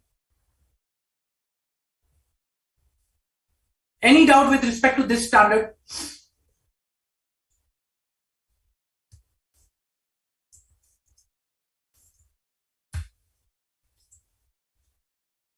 Any doubt, guys?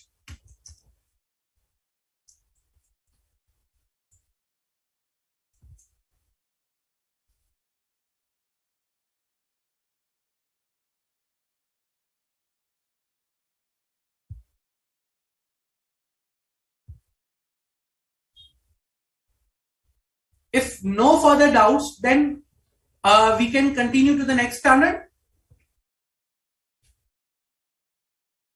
Okay, let's continue to the next standard. Next standard is SA 580 written representations. Very easy, pretty easy standard. There is nothing difficult in this. Okay. Now this standard talks about auditor's responsibility to obtain written representations. What is our responsibility? To obtain written representations, and what should we do particularly with this regards. Okay, let us see. So scope of this standard is auditor's responsibility to obtain written representation from management and where appropriate those charged with governance. Okay, and the objective here is to obtain written representation from management and those charged governance regarding that they have fulfilled their responsibility for the preparation of FS and completeness of the information provided to the auditor. Okay. To support other audit evidence relevant to the financial statement or specific assertions.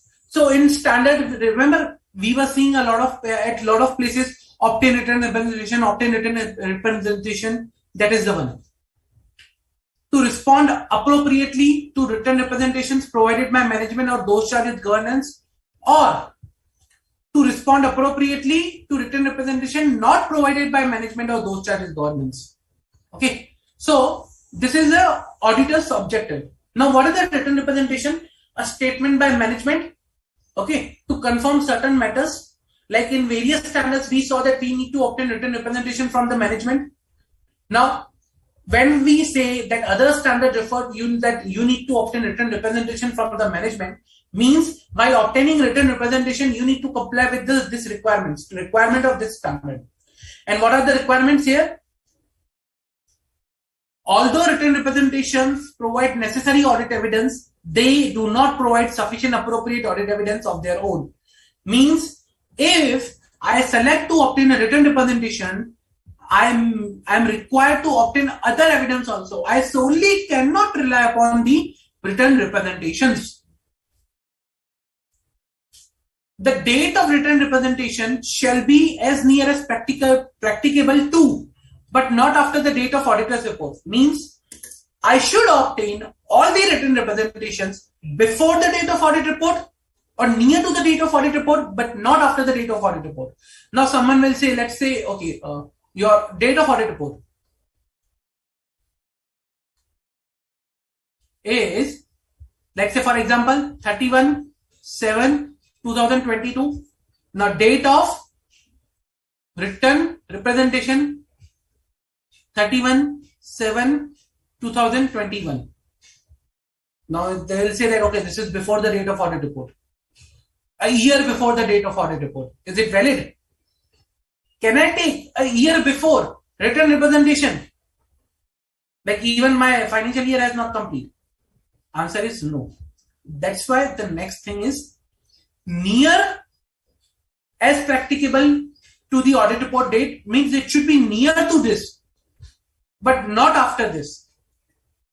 Near, but not after. And 31/7/2021 is not near. No.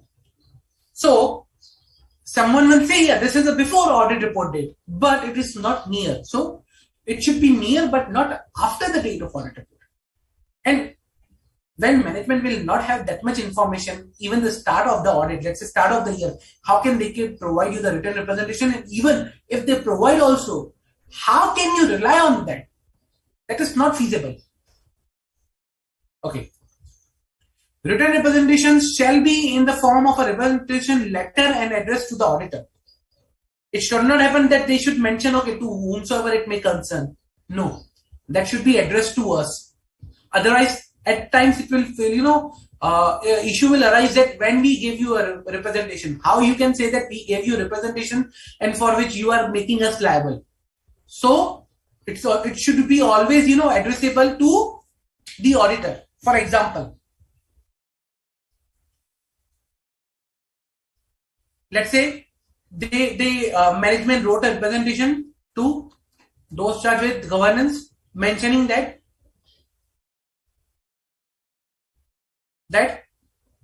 applicable FRS has been complied. Now, after audit, you come to management, you gave me a written representation that the financial reporting framework was complied, but in actual it is not complied. You gave me a representation that it was complied, means your representation is wrong. You are wrongly providing me details. Now then management will say you that when I gave you representation, it was addressed to those charged with governance. Is it mentioning that as an address to you? How can you rely upon something which I have not given to you? I have given to someone else. So it should be addressed not to those charged with governance, it should be addressed to auditors. Okay. Now, when we have a doubt with respect to the written representations, okay. Now, if an auditor has concerns about the completeness, integrity, ethical values, or diligence of the management, auditor shall determine the effect of such concerns on the reliability of the written representations. Means, for example, I'll give you a classic example.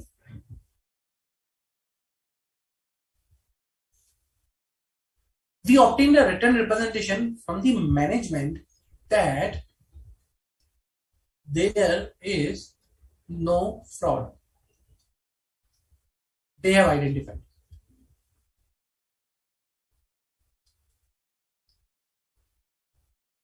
Later on,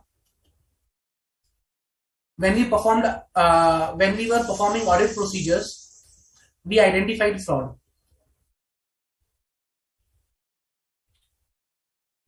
And this management was involved in this. Now, can I rely upon this representation? Even the other representations which are given by the management, that there is no going concern issue, that all the subsequent events have been taken care of. How can I rely upon that? Because when the management who is saying we don't know about any fraud, there is no fraud reported to us, but even that management itself is involved in the fraud. How can I rely upon the other representations? There is an issue on the reliability. So that's why I need to consider the impact if I have a doubt. If written representations are inconsistent with other audit evidence, then perform additional audit procedures to gather sufficient and appropriate audit evidence to resolve the conflict. Means, let's say management saying there is no subsequent event which may impact the financial statement, but there is a huge news in the market that the company is going to liquidate. Now there is an impact. There is a subsequent impact also. The company is selling its plants and everything in the talks with other. So you have a market news, but management representation saying is otherwise. So when there is a conflict, obtain additional evidence to validate whether the news that in the market is correct or not to resolve the conflict. And if auditor concludes that the representation are not reliable, then consider the effect on the audit report. Usually, if the representation is not reliable, we perform additional procedures, okay? Because as we discussed in the start of this also, that written representations do not provide sufficient audit evidence. We need to perform other procedures also. So they do not provide sufficient appropriate audit evidence on their own. We need to together perform other audit procedures. So when I conclude that a written representation is not appropriate, is incorrect, or I cannot rely upon that, I need to perform additional audit procedures. Okay. If I only rely upon the written representation, then it's a grossly negligence on my part. I will be held liable for grossly negligence. Remember professional ethics? Okay. So I cannot take such, I cannot, issue opinion without obtaining evidence, appropriate audit evidence. So accordingly, I need to perform some audit procedures to obtain other audit evidence also. Then management does not, okay, important points that we need to consider for written representations. If management does not provide one or more of the requested written representation, then discuss the matter with management why you are not providing.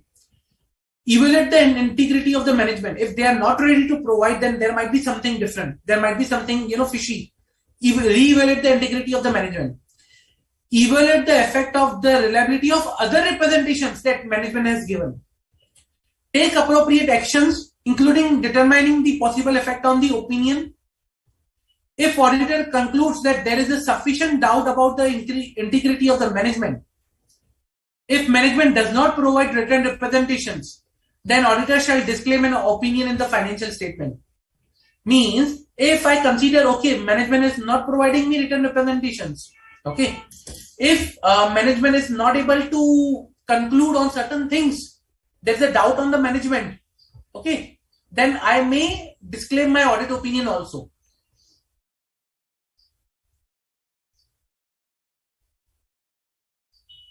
Clear? Any doubt with respect to the written representations?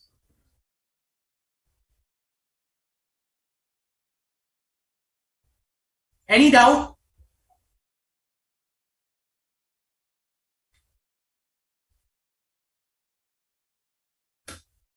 Pretty easy, nothing difficult over here. It's a pretty simple standard, written representations.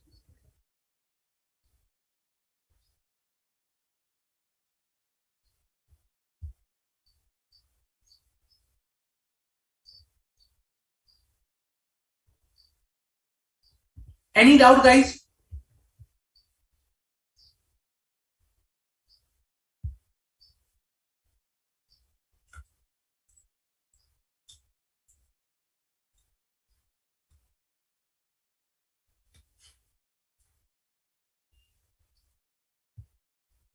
Let us see some questions on this topic so that we can have a more clarity.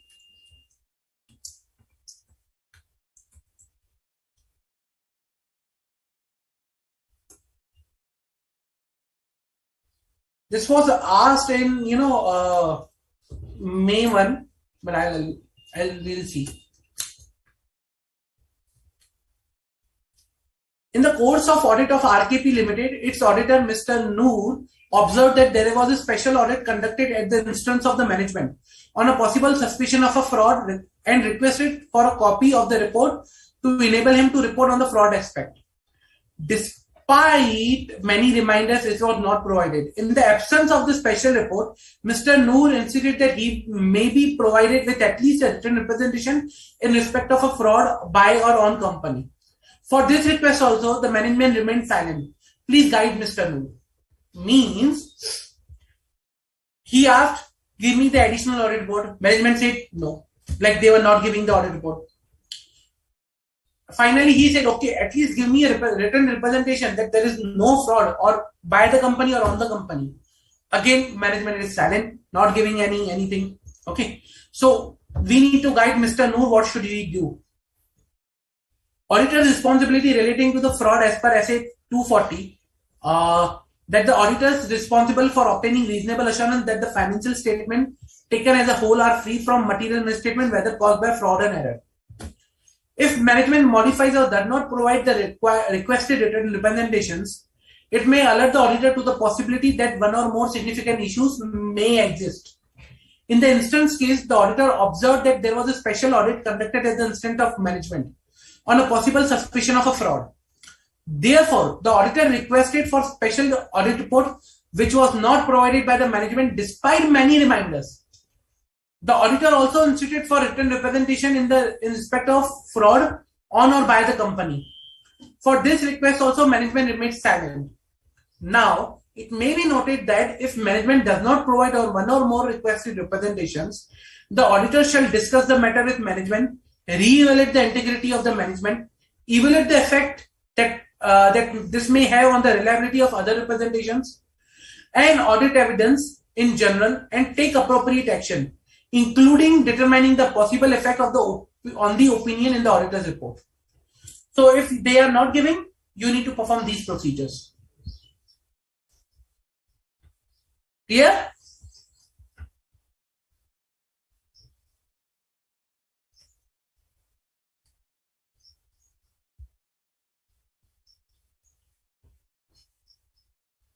Yes. To respond appropriately to written representation not provided by the management. Now, this was the objective of the auditor, to respond appropriately. This is the response appropriately that we were discussing. Means we saw that one of the objective of the auditor is to respond appropriately to written representations not provided by management or those charged with governance. Now, how we can respond appropriately? Like if management is not providing written representations, then we need to discuss the matter with management. We need to re-evaluate the integrity of the management. We need to evaluate the effect of the reliability of other representations or audit evidence we have obtained. Okay. And we need to take appropriate actions, including determining the possible effect on the opinion in the auditor's report. That is something we need to respond appropriately. Like this is something that they're responding appropriately to the written representations not provided by the management. I hope this resolves your query.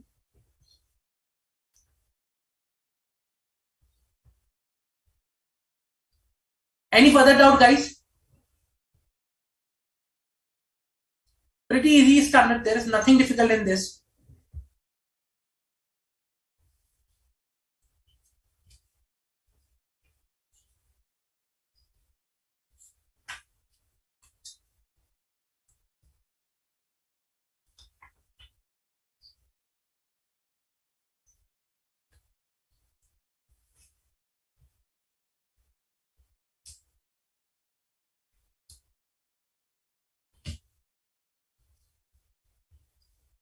Any further doubt?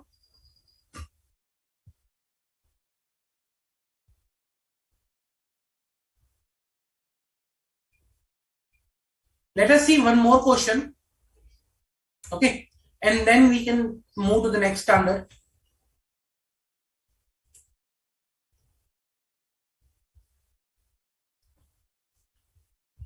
PRSH Company is a statutory auditor of Make My Journey Limited. The company is in the business of tours and travels. Annual turnover of the company 2000 crores and profit is 190 crores. During the planning meeting of the management, and the auditor, it was discussed that the management needs to provide written representation letter to the auditors for the preparation of financial statement.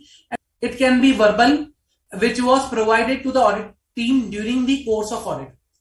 Auditors have completed their documentation, hence in a way, representation based on verbal discussions with the auditor has also got documented. Auditor explained that this is mandatory to obtain written representation in accordance with the requirement of SA 580. However, still some confusion remains regarding the date and period covered by the written representation. You are required to advise about the date and period covered by written representation in the view of SA 580. So what should be the date? Date of written representation should be C. Furthermore, because the auditor is concerned with the events occurring up to the date of auditor's report that may require adjustment to or to disclose in the financial statement, the written representations are dated as near practicable to, but not after the date of auditor's report on the financial statement. In some circumstances, it may be appropriate for auditor to obtain written representation about a specific assertion in the financial statement during the course of audit. Where this is the case, it may be necessary to request an updated representation. The written representation are for the all period referred into the auditor's report because management needs to reaffirm the written representation it provided previously made with respect to the prior period remain appropriate. Means my written representation should be for the whole period of audit. If management has provided a written representation previously made to the prior period, like something of the prior period or some partial period, then they need to reaffirm for the whole period of audit. The auditor and management may agree to provide a written representation that updates written representation relating to the prior period by addressing whether there are any changes to such representation, and so if so, what they are. Okay, so means if there was any prior period written representation given, management needs to reaffirm and management needs to provide the details if there is any change to that representation and why there are changes. Situation may arise where the current management was not present during all the period referred into the auditor's report. Such person may assert that they are not in the position to provide some or all of the written representations because they were not in the place during the period. This fact, however, does not diminish such person's responsibility for the financial statement as a whole. Accordingly, the requirement for the auditor to request from them written representation that cover the whole of the relevant period still applies. Means, let's say for example, management changed the whole management changed on 31/7/2021. Now management is saying that we cannot provide written representation before this. That is incorrect because their responsibility is for the whole financial year. Even they are coming after 31/7/2021. So this does not diminish such person's responsibility for the financial statement as a whole. They are still required to provide written representation covering the whole period of financial statement. Even there has been change in the management after 31/7/2021.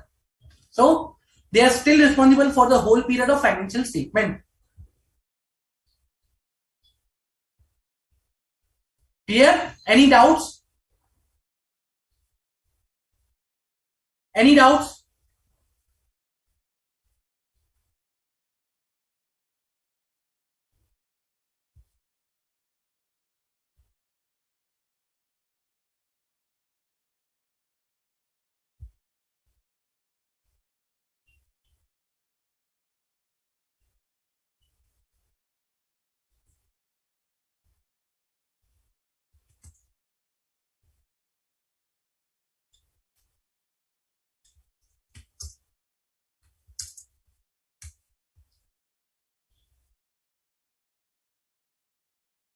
Any doubt, guys?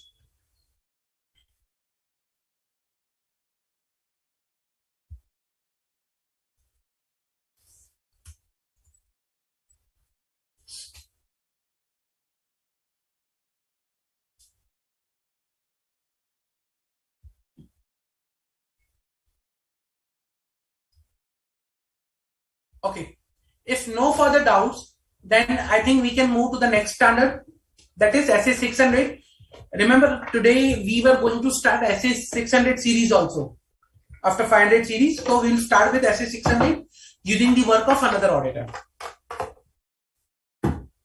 As I said, before going to the standard, what I do is I discuss why this standard was necessary. See, when auditor delegates works to assistants or uses work performed by another auditor or expert, he will still continue and he will still be responsible for expressing opinion on the financial statement as his in own capacity. Okay. Now, however, he's still entitled to rely work performed by others. Like, for example, there is a branch auditor, there is an auditor of another subsidiary company, or there are audit assistant he has kept for the work that they are performing, but he needs to supervise. So he will be still entitled to rely upon the work performed by others, provided he exercises adequate skill, care. He's not aware of any reason why he should not believe that that the work performed by others is not appropriate.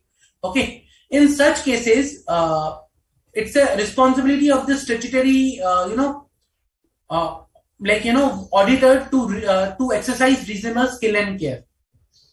And while forming his opinion, he needs to rely upon the work performed by the branch auditors or other auditors that is there. Okay, so he can rely upon the work. Now, when he has to rely upon the work on the other auditor, let's say branch auditor or some other auditor, okay, let's say component auditor, in that scenarios, this standard, particularly SA 600, helps him to identify the areas or to identify how he can rely, what procedures he need to perform before relying upon the work of other auditor.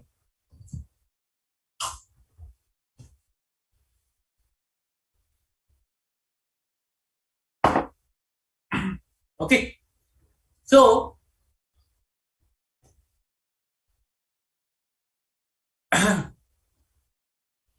when the principal auditor, okay, uses the work of another auditor, the principal audit should determine how the work of other auditor will affect his audit. He needs to evaluate the work of other auditor, and before relying upon the work of other auditor, he needs to perform some procedures, he needs to exercise some reasonable care and skill, and that is something the standards guide here. Okay. However, this standard does not deal with the instances where two or more auditors perform the audit as a joint auditor. So this is not the joint auditor scenario. Okay, joint auditor will not apply.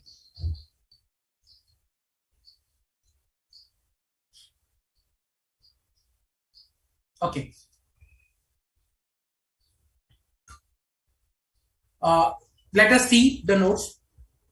When the auditor delegates work to the assistants or uses the work performed by other auditors or experts, he will continue to be responsible for expressing his opinion on the financial information. Means he is responsible still to express opinion. Okay, his responsibility will not diminish. Now, he will entitled to be rely upon the work performed by others. Still, he will be entitled, provided he exercise adequate skill and care.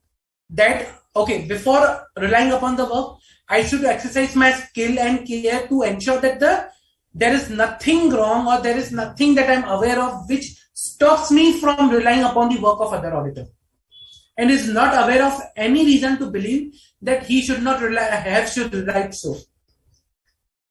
In the case where branch or component auditor are appointed and auditor have to rely on the work performed by them, then auditor's report should expressly state the fact that he has relied upon the work performed by other auditors. This standard is not applicable to the joint auditors or auditors' relationship with previous auditor. This essay will not apply when principal auditor considers the component to be immaterial. When all the individual immaterial components combinedly are material, then this essay will apply. And here, auditor is required to evaluate as to how the work of another auditor will impact his audit. Okay. Now we need to understand what is a component, what we mean by a component. So when I say component, component means division, subsidiary, JV, joint venture, okay, associate enterprise,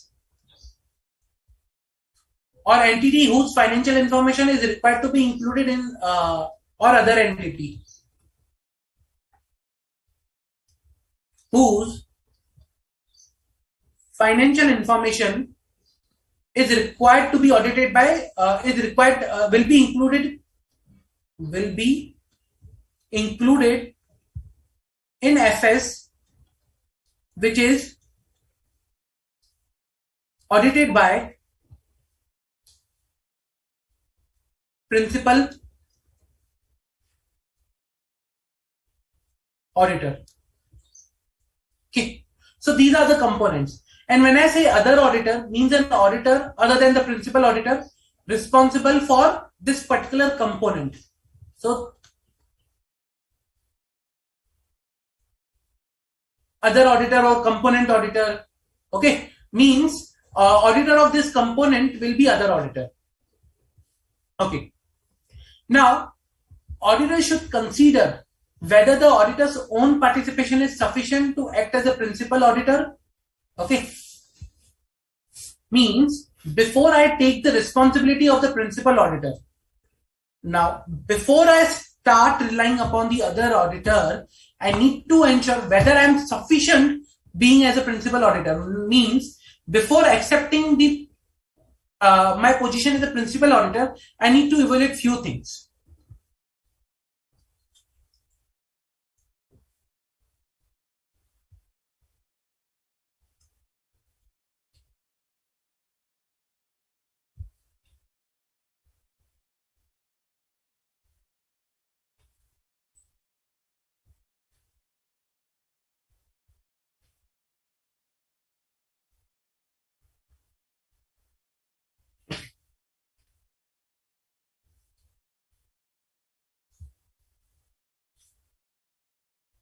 Before accepting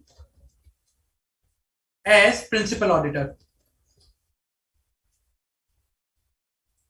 before I accept myself as a principal auditor, what I need to do is I need to ensure that whether I will be able to, like on my own, like auditor should consider whether the auditor's own participation is sufficient to act as a principal auditor, or I need further.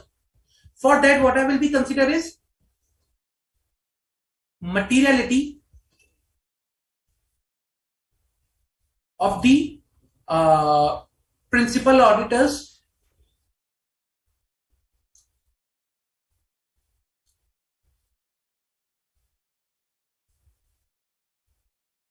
audit portion. Means whatever I will audit, what is the materiality of the portion of the financial statement which the principal auditor will audit, or which I will audit as a principal auditor. Principal auditor's degree of knowledge, okay, regarding the business and component.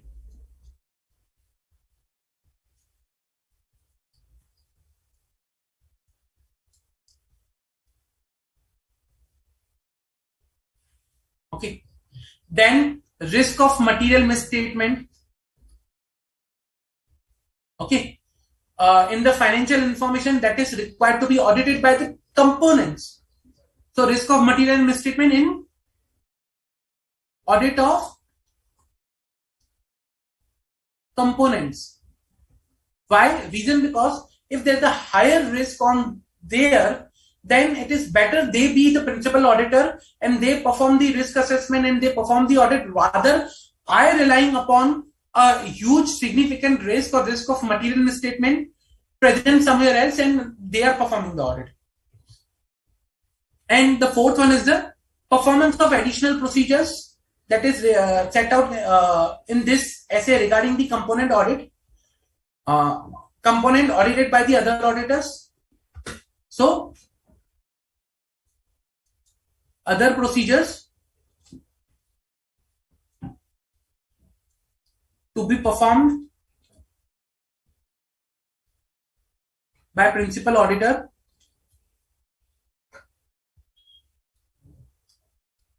Okay. So, other procedures that the principal auditor is required to perform as per this essay will also determine whether he should accept as a position of a principal auditor or not.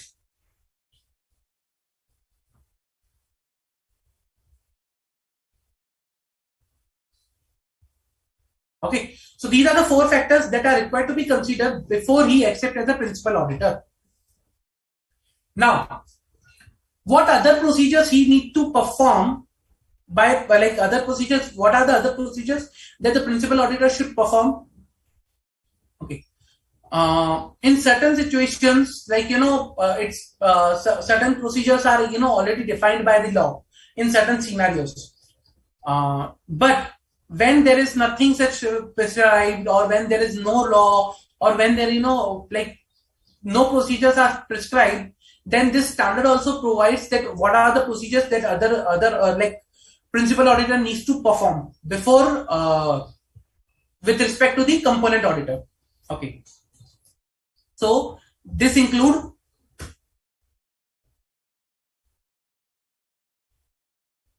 the materiality. So for example, the principal auditor should consider the professional competency of the other auditors.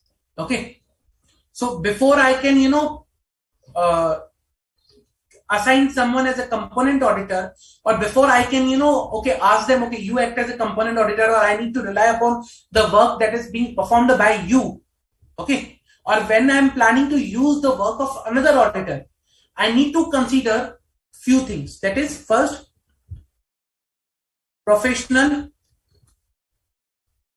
competency of another auditor, whether that auditor is professionally competent, so that I can rely upon the work that is that will be performed by that component auditor.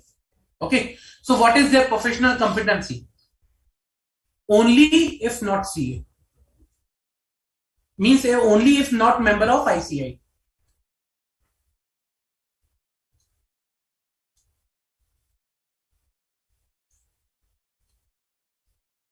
If he is a member of ICI, then I'm not required to check for the competency. Then I'm fine. So I need to check competency when he is not a member of ICI. Okay. Then the principal auditor should perform procedures to obtain sufficient and appropriate audit evidence that the work of other auditor is adequate for my purpose. So, obtain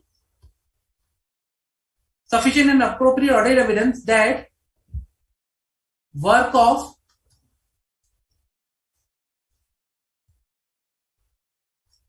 other auditor is sufficient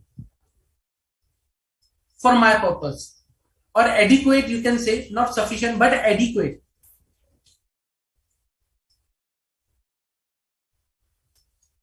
for my purpose. Okay. Now, how can I do that? Let's say, for example, how can I or how can I obtain sufficient and appropriate audit evidence? So usually what happens is, let's say, for example, I'll give you one example.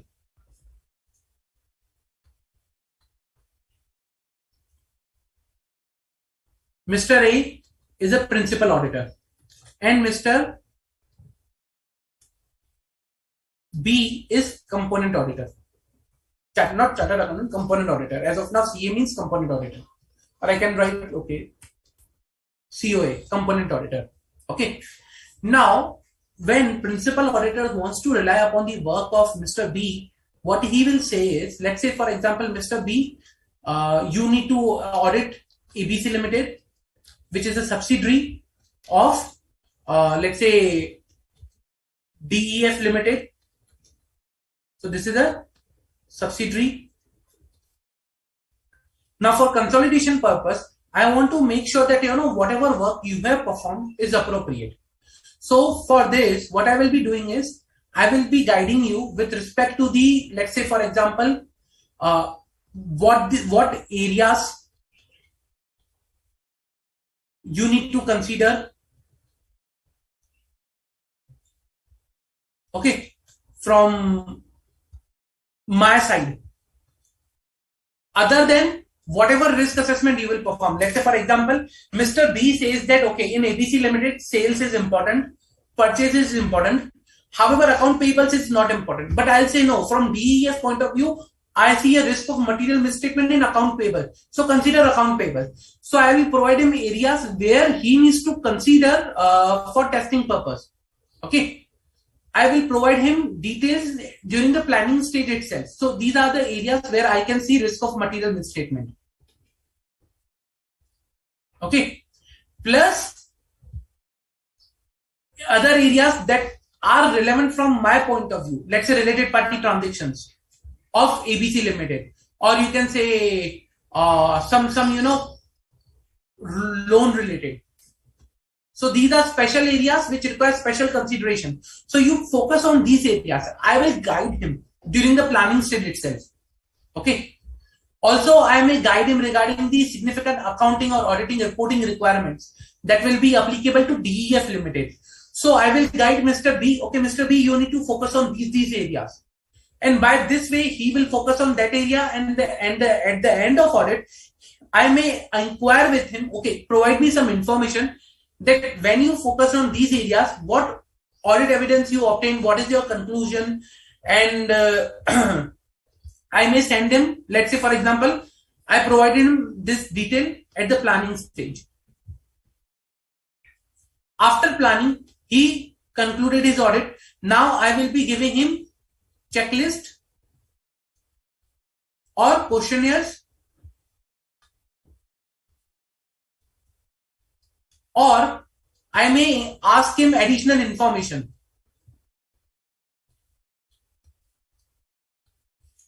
Based on conclusion.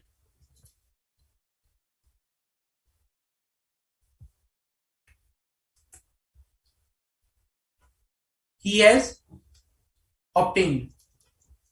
So I will say him, okay, you have obtained this conclusion. You provide me this, you fill this checklist, you fill this questionnaire, or you provide me this additional information so that I can use this information for the purpose of the audit of DEF Limited that I require to ensure that, okay, your work is sufficient for my purpose. This is how I can obtain evidence. Okay.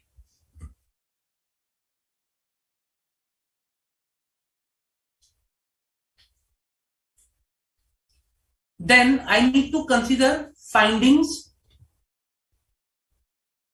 of the other auditor. What are the findings and how these findings are, significant for me. Okay. I may consider to discuss, the principal auditor may consider it appropriate to discuss with the other auditors. Okay. And the management of the component auditor or management of the component, the audit findings or other matters that are affecting the financial statement of the component. So I may myself involve in the discussion for the findings of the component and discussion with the management of the component. Okay, these are your findings.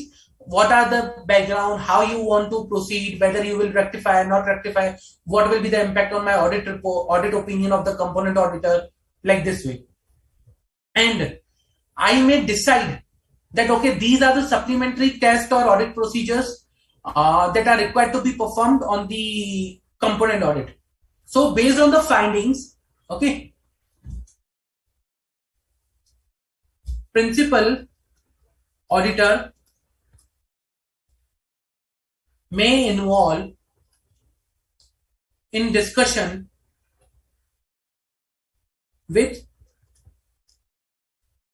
component management, and based on this he may decide supplementary audit procedures necessary. Okay, so he may decide supplementary audit procedures that are necessary to perform.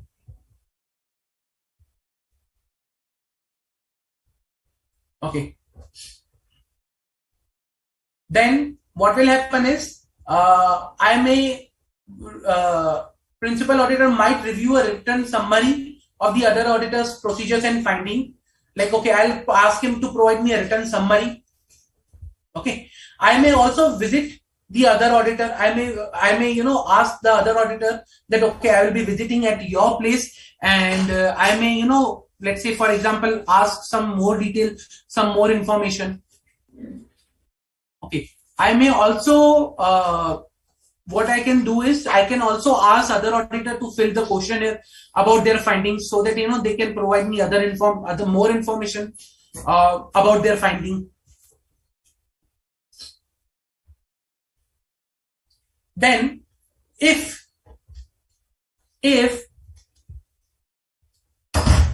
other auditors audit report is modified, then I need to document. Principal auditor needs to document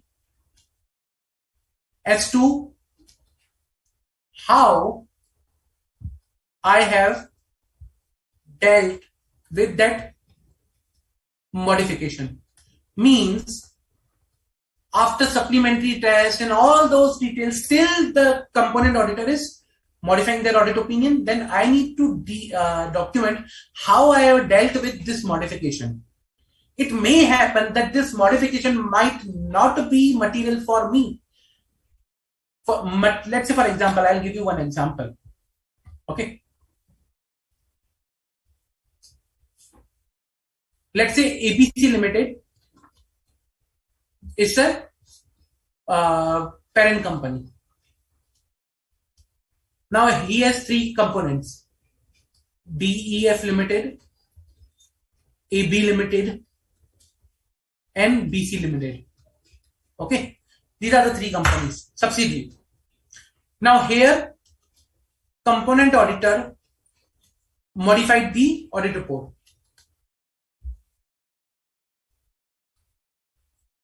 Now what he has modified in the audit report is, for example, he has said there is 3 lakh rupees incorrect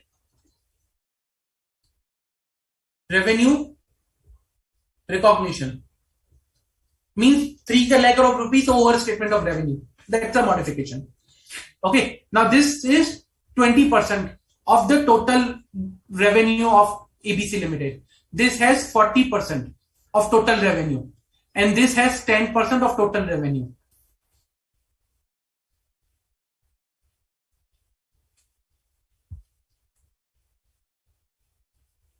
Now, materiality, which requires the component auditor to modify the opinion at DEF Limited. Okay, let's say the performance materiality was rupees 1.5 lakh and overall materiality was rupees, let's say, 2.5 lakh, because of which he modified the audit report. Fine. Now, for ABC Limited, let's say the performance materiality is 20 lakhs and overall materiality is 40 lakhs. Now, this particular issue, 3 lakhs, is material enough for the ABC Limited, because this is only 20% of the revenue. DEF Limited only provides me the 20% of revenue, and out of that 20% of revenue, there is 3 lakh of rupees misstatement. It is not material for ABC Limited as a whole. So can I say that the revenue of ABC Limited is misstated, materially misstated? Answer is no. I cannot say that because the misstatement of rupees 3 lakh is not material for ABC Limited. Let's say revenue of ABC Limited, okay, is 200 CR. And in 200 CR, if there is a 3 lakh of rupees, which is misstatement, how can I say that this misstatement is material? So it is not necessary that the modification by a component auditor is always considered, or always, a modification in the principal auditor also. So I need to document how I have dealt, okay, with the modification in component auditor's report. It is not necessary head modification should be my modification. Not necessary. But it should be documented that how I have dealt with. Means I will document, okay, this 3 lakh is not material for me. Okay. However, I have included this into my summary of uncorrected misstatements, but this is not a material misstatement. So that's why my audit opinion will not be modified on this basis or on this misstatement. Clear? This is how I need to document that how I have dealt with the modification in the component auditor's report. Now there should be appropriate coordination between the component auditor and principal auditor. Otherwise, these objectives I will not be able to achieve this objective,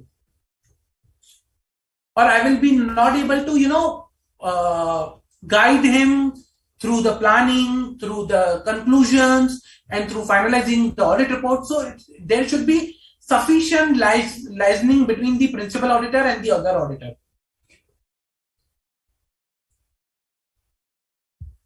Clear? Okay.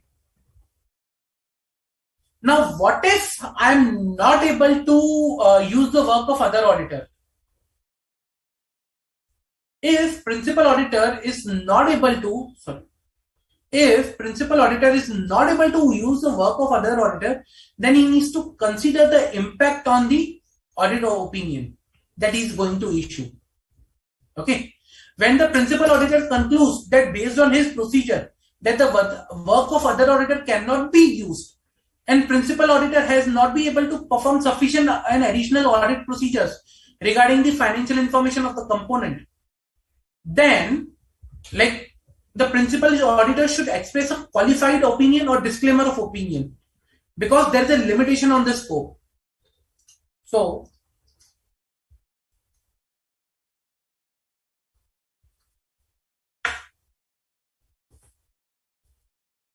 if after all this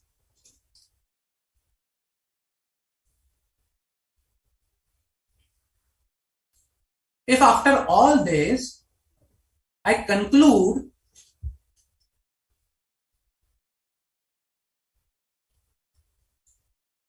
that work of another auditor cannot be used,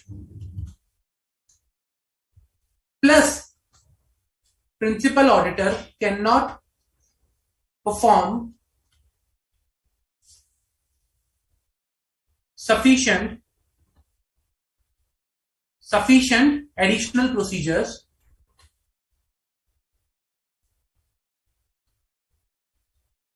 okay, then he should either disclaim the opinion,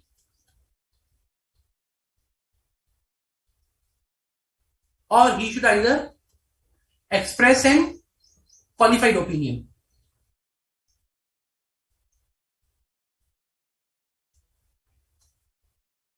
Okay. So he should either issue a disclaimer of opinion, or he should either qualify the opinion.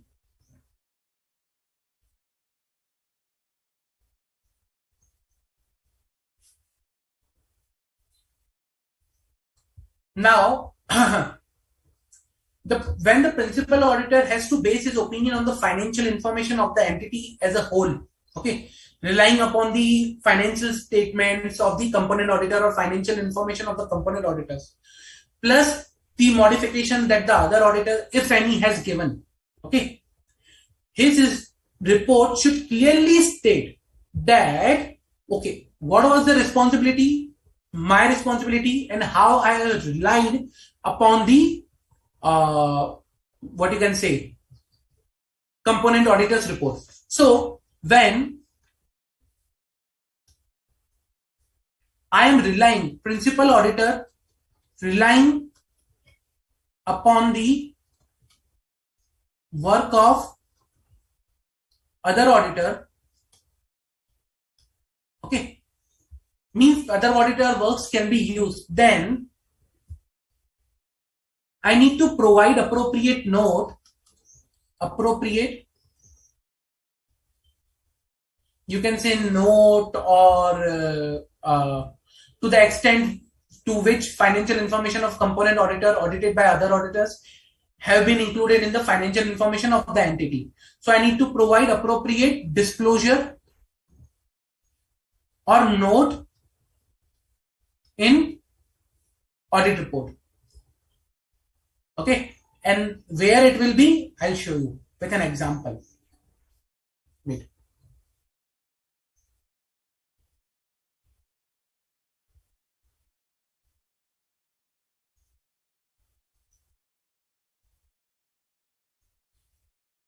I will show you a live example of this so that you can understand.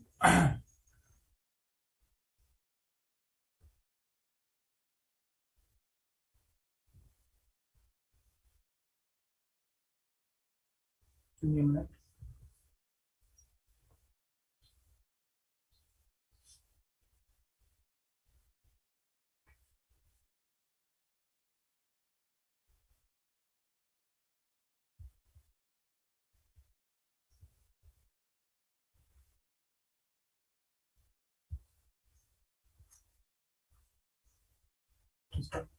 I'll show you one of the live example of the financial statement so that it will be easy for you to understand.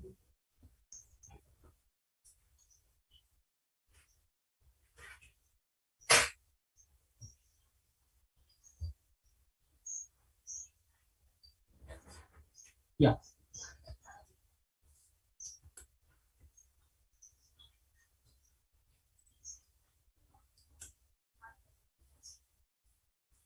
See, in the other matter paragraph, it's clearly stated that we do not audit the financial, we did not audit the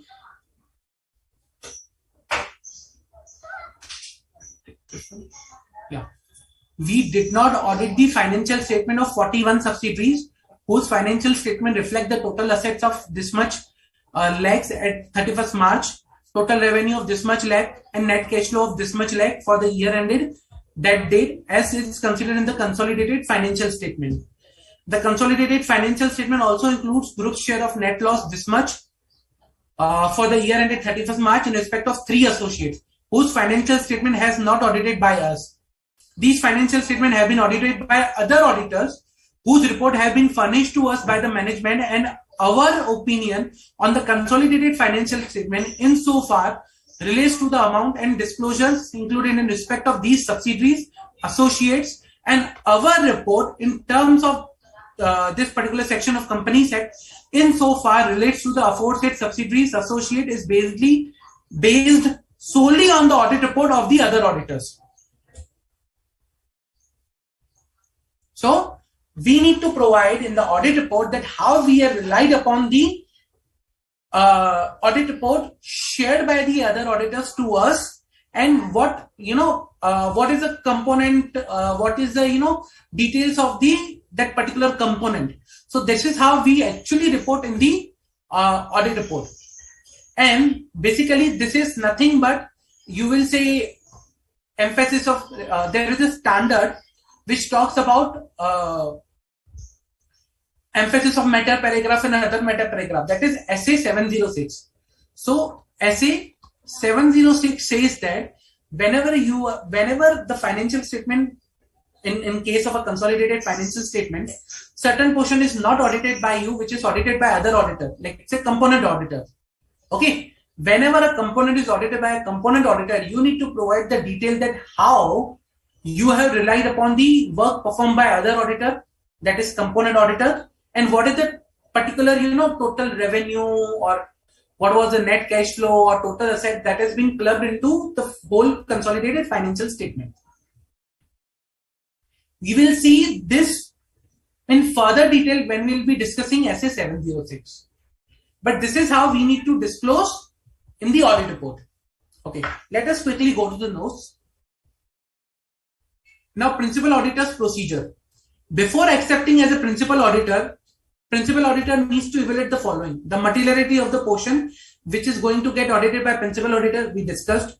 Principal auditor's degree of knowledge regarding the business, risk of material misstatement in the financial information of the component, additional procedures mentioned below that he needs to perform, that the principal auditor should consider the professional competency of the other auditor if he is not member of ICI, perform audit procedure to gather sufficient and appropriate audit evidence, whether the work of another auditor is adequate for principal auditor purpose, that we saw, that questionnaire, additional checklist, supplementary audit, advise the other auditor about the use of his work by principal auditor, like which areas are critical, inform the other auditor of matters of such areas requiring special consideration, loan, some specific disclosure, related party, and procedure for the identification of intercompany intercompany transactions.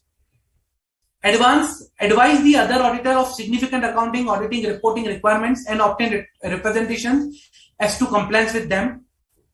Principal auditor might review written summary of the other auditor's procedure and findings. Principal auditor may also wish to visit the other auditor. Principal auditor should consider the significant findings of other auditor that is there.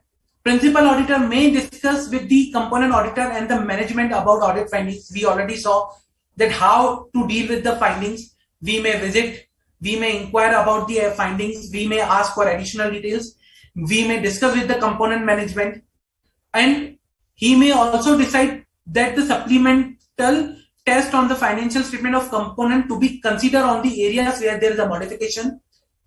And where the other auditor's report is modified, the principal auditor should also document that how he has dealt with the qualification or adverse remark contained in the other auditor's report in framing his own opinion. Remember, revenue recognition, 3 lakh, overstatement of revenue, how that is impacting on a consolidated level of the ABC Limited, that one. There should be sufficient liaising between the principal auditor and other auditor. Reason because otherwise how this communication can happen. Principal auditor may require other auditor to answer a detailed questionnaire regarding the matters on which principal auditors require information. So in other procedures, when we are required to obtain sufficient and appropriate audit evidence, we may send a questionnaire or a list or a checklist, or we may ask additional information from the component auditor, and that principal component auditor needs to provide. Reporting requirements. If principal auditor is not able to obtain or not able to use the other work of other auditor, then he needs to issue qualified or disclaimer of opinion due to limitation on the scope. If principal auditor would not be responsible in respect of the work entrusted to other auditors unless suspicion is there about the reliability of the work performed by other auditor. Okay, and suspicion is there about the work performed by the other auditor, and we are required to state clearly of the division of the responsibility for the financial information of the entity, indicating to the extent to which the financial information of the component audited by the other auditor have been included in financial statement. Just now we saw the note in financial statements or audit report, basically not financial statement, in audit report regarding the component audited by the other auditor. Remember SA 706 other matter paragraph.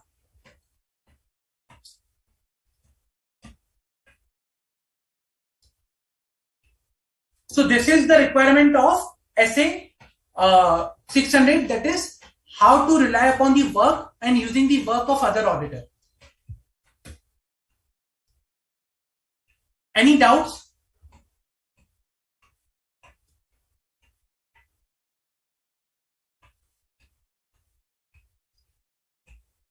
See, when I say ABC Limited, that is a principal entity, or you can say parent entity, and his auditor will be parent auditor or principal auditor.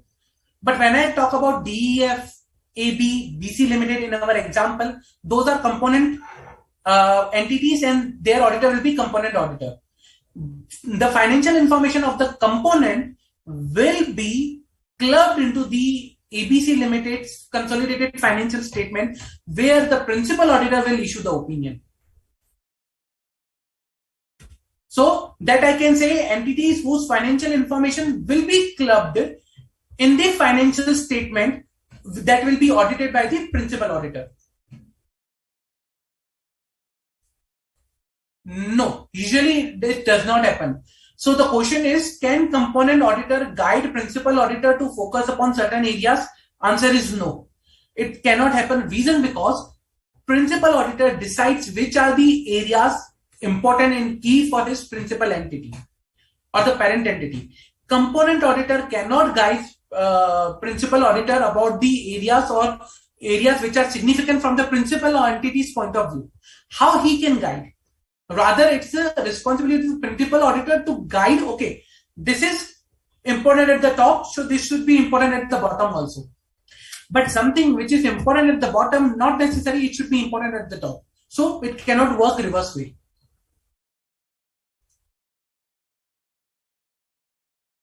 Any doubt? Any further doubt, guys? See, this particular standard, it talks about the responsibility of the principal auditor, how he can rely upon the work of other auditor and what he needs to do before relying upon the work of other auditor. Okay. Considering the time, what we will be doing is we will be covering the questions of this particular standard in the next lecture, in the start of next lecture, and I will be continuing the rest of the SA 600 series. Okay. Also, I'll suggest you guys, please provide the feedback on the mobile app. It is very, very important for us to understand what additional things you require. Also, after this lecture, go read the standard. Read the bare text of the standard. Okay, that will literally enhance your clarity about the standards. Trust me, without reading, there is no any alternative. There is no alternative of the reading. Although I'm discussing here, I'm providing all the details, but your self-reading is necessary. After this lecture or even start off before next lectures, please read whatever we are going to discuss. Otherwise, you will not be able to understand clearly what we are discussing. Trust me, the level of understanding after reading is different. Okay, guys? Any doubt?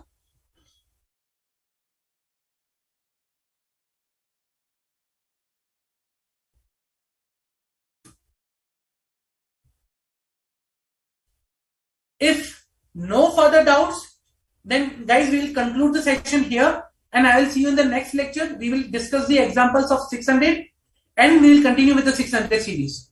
Okay. Thank you guys. Thank you for your time. Please also provide the feedback. Thank you. Have a nice day ahead.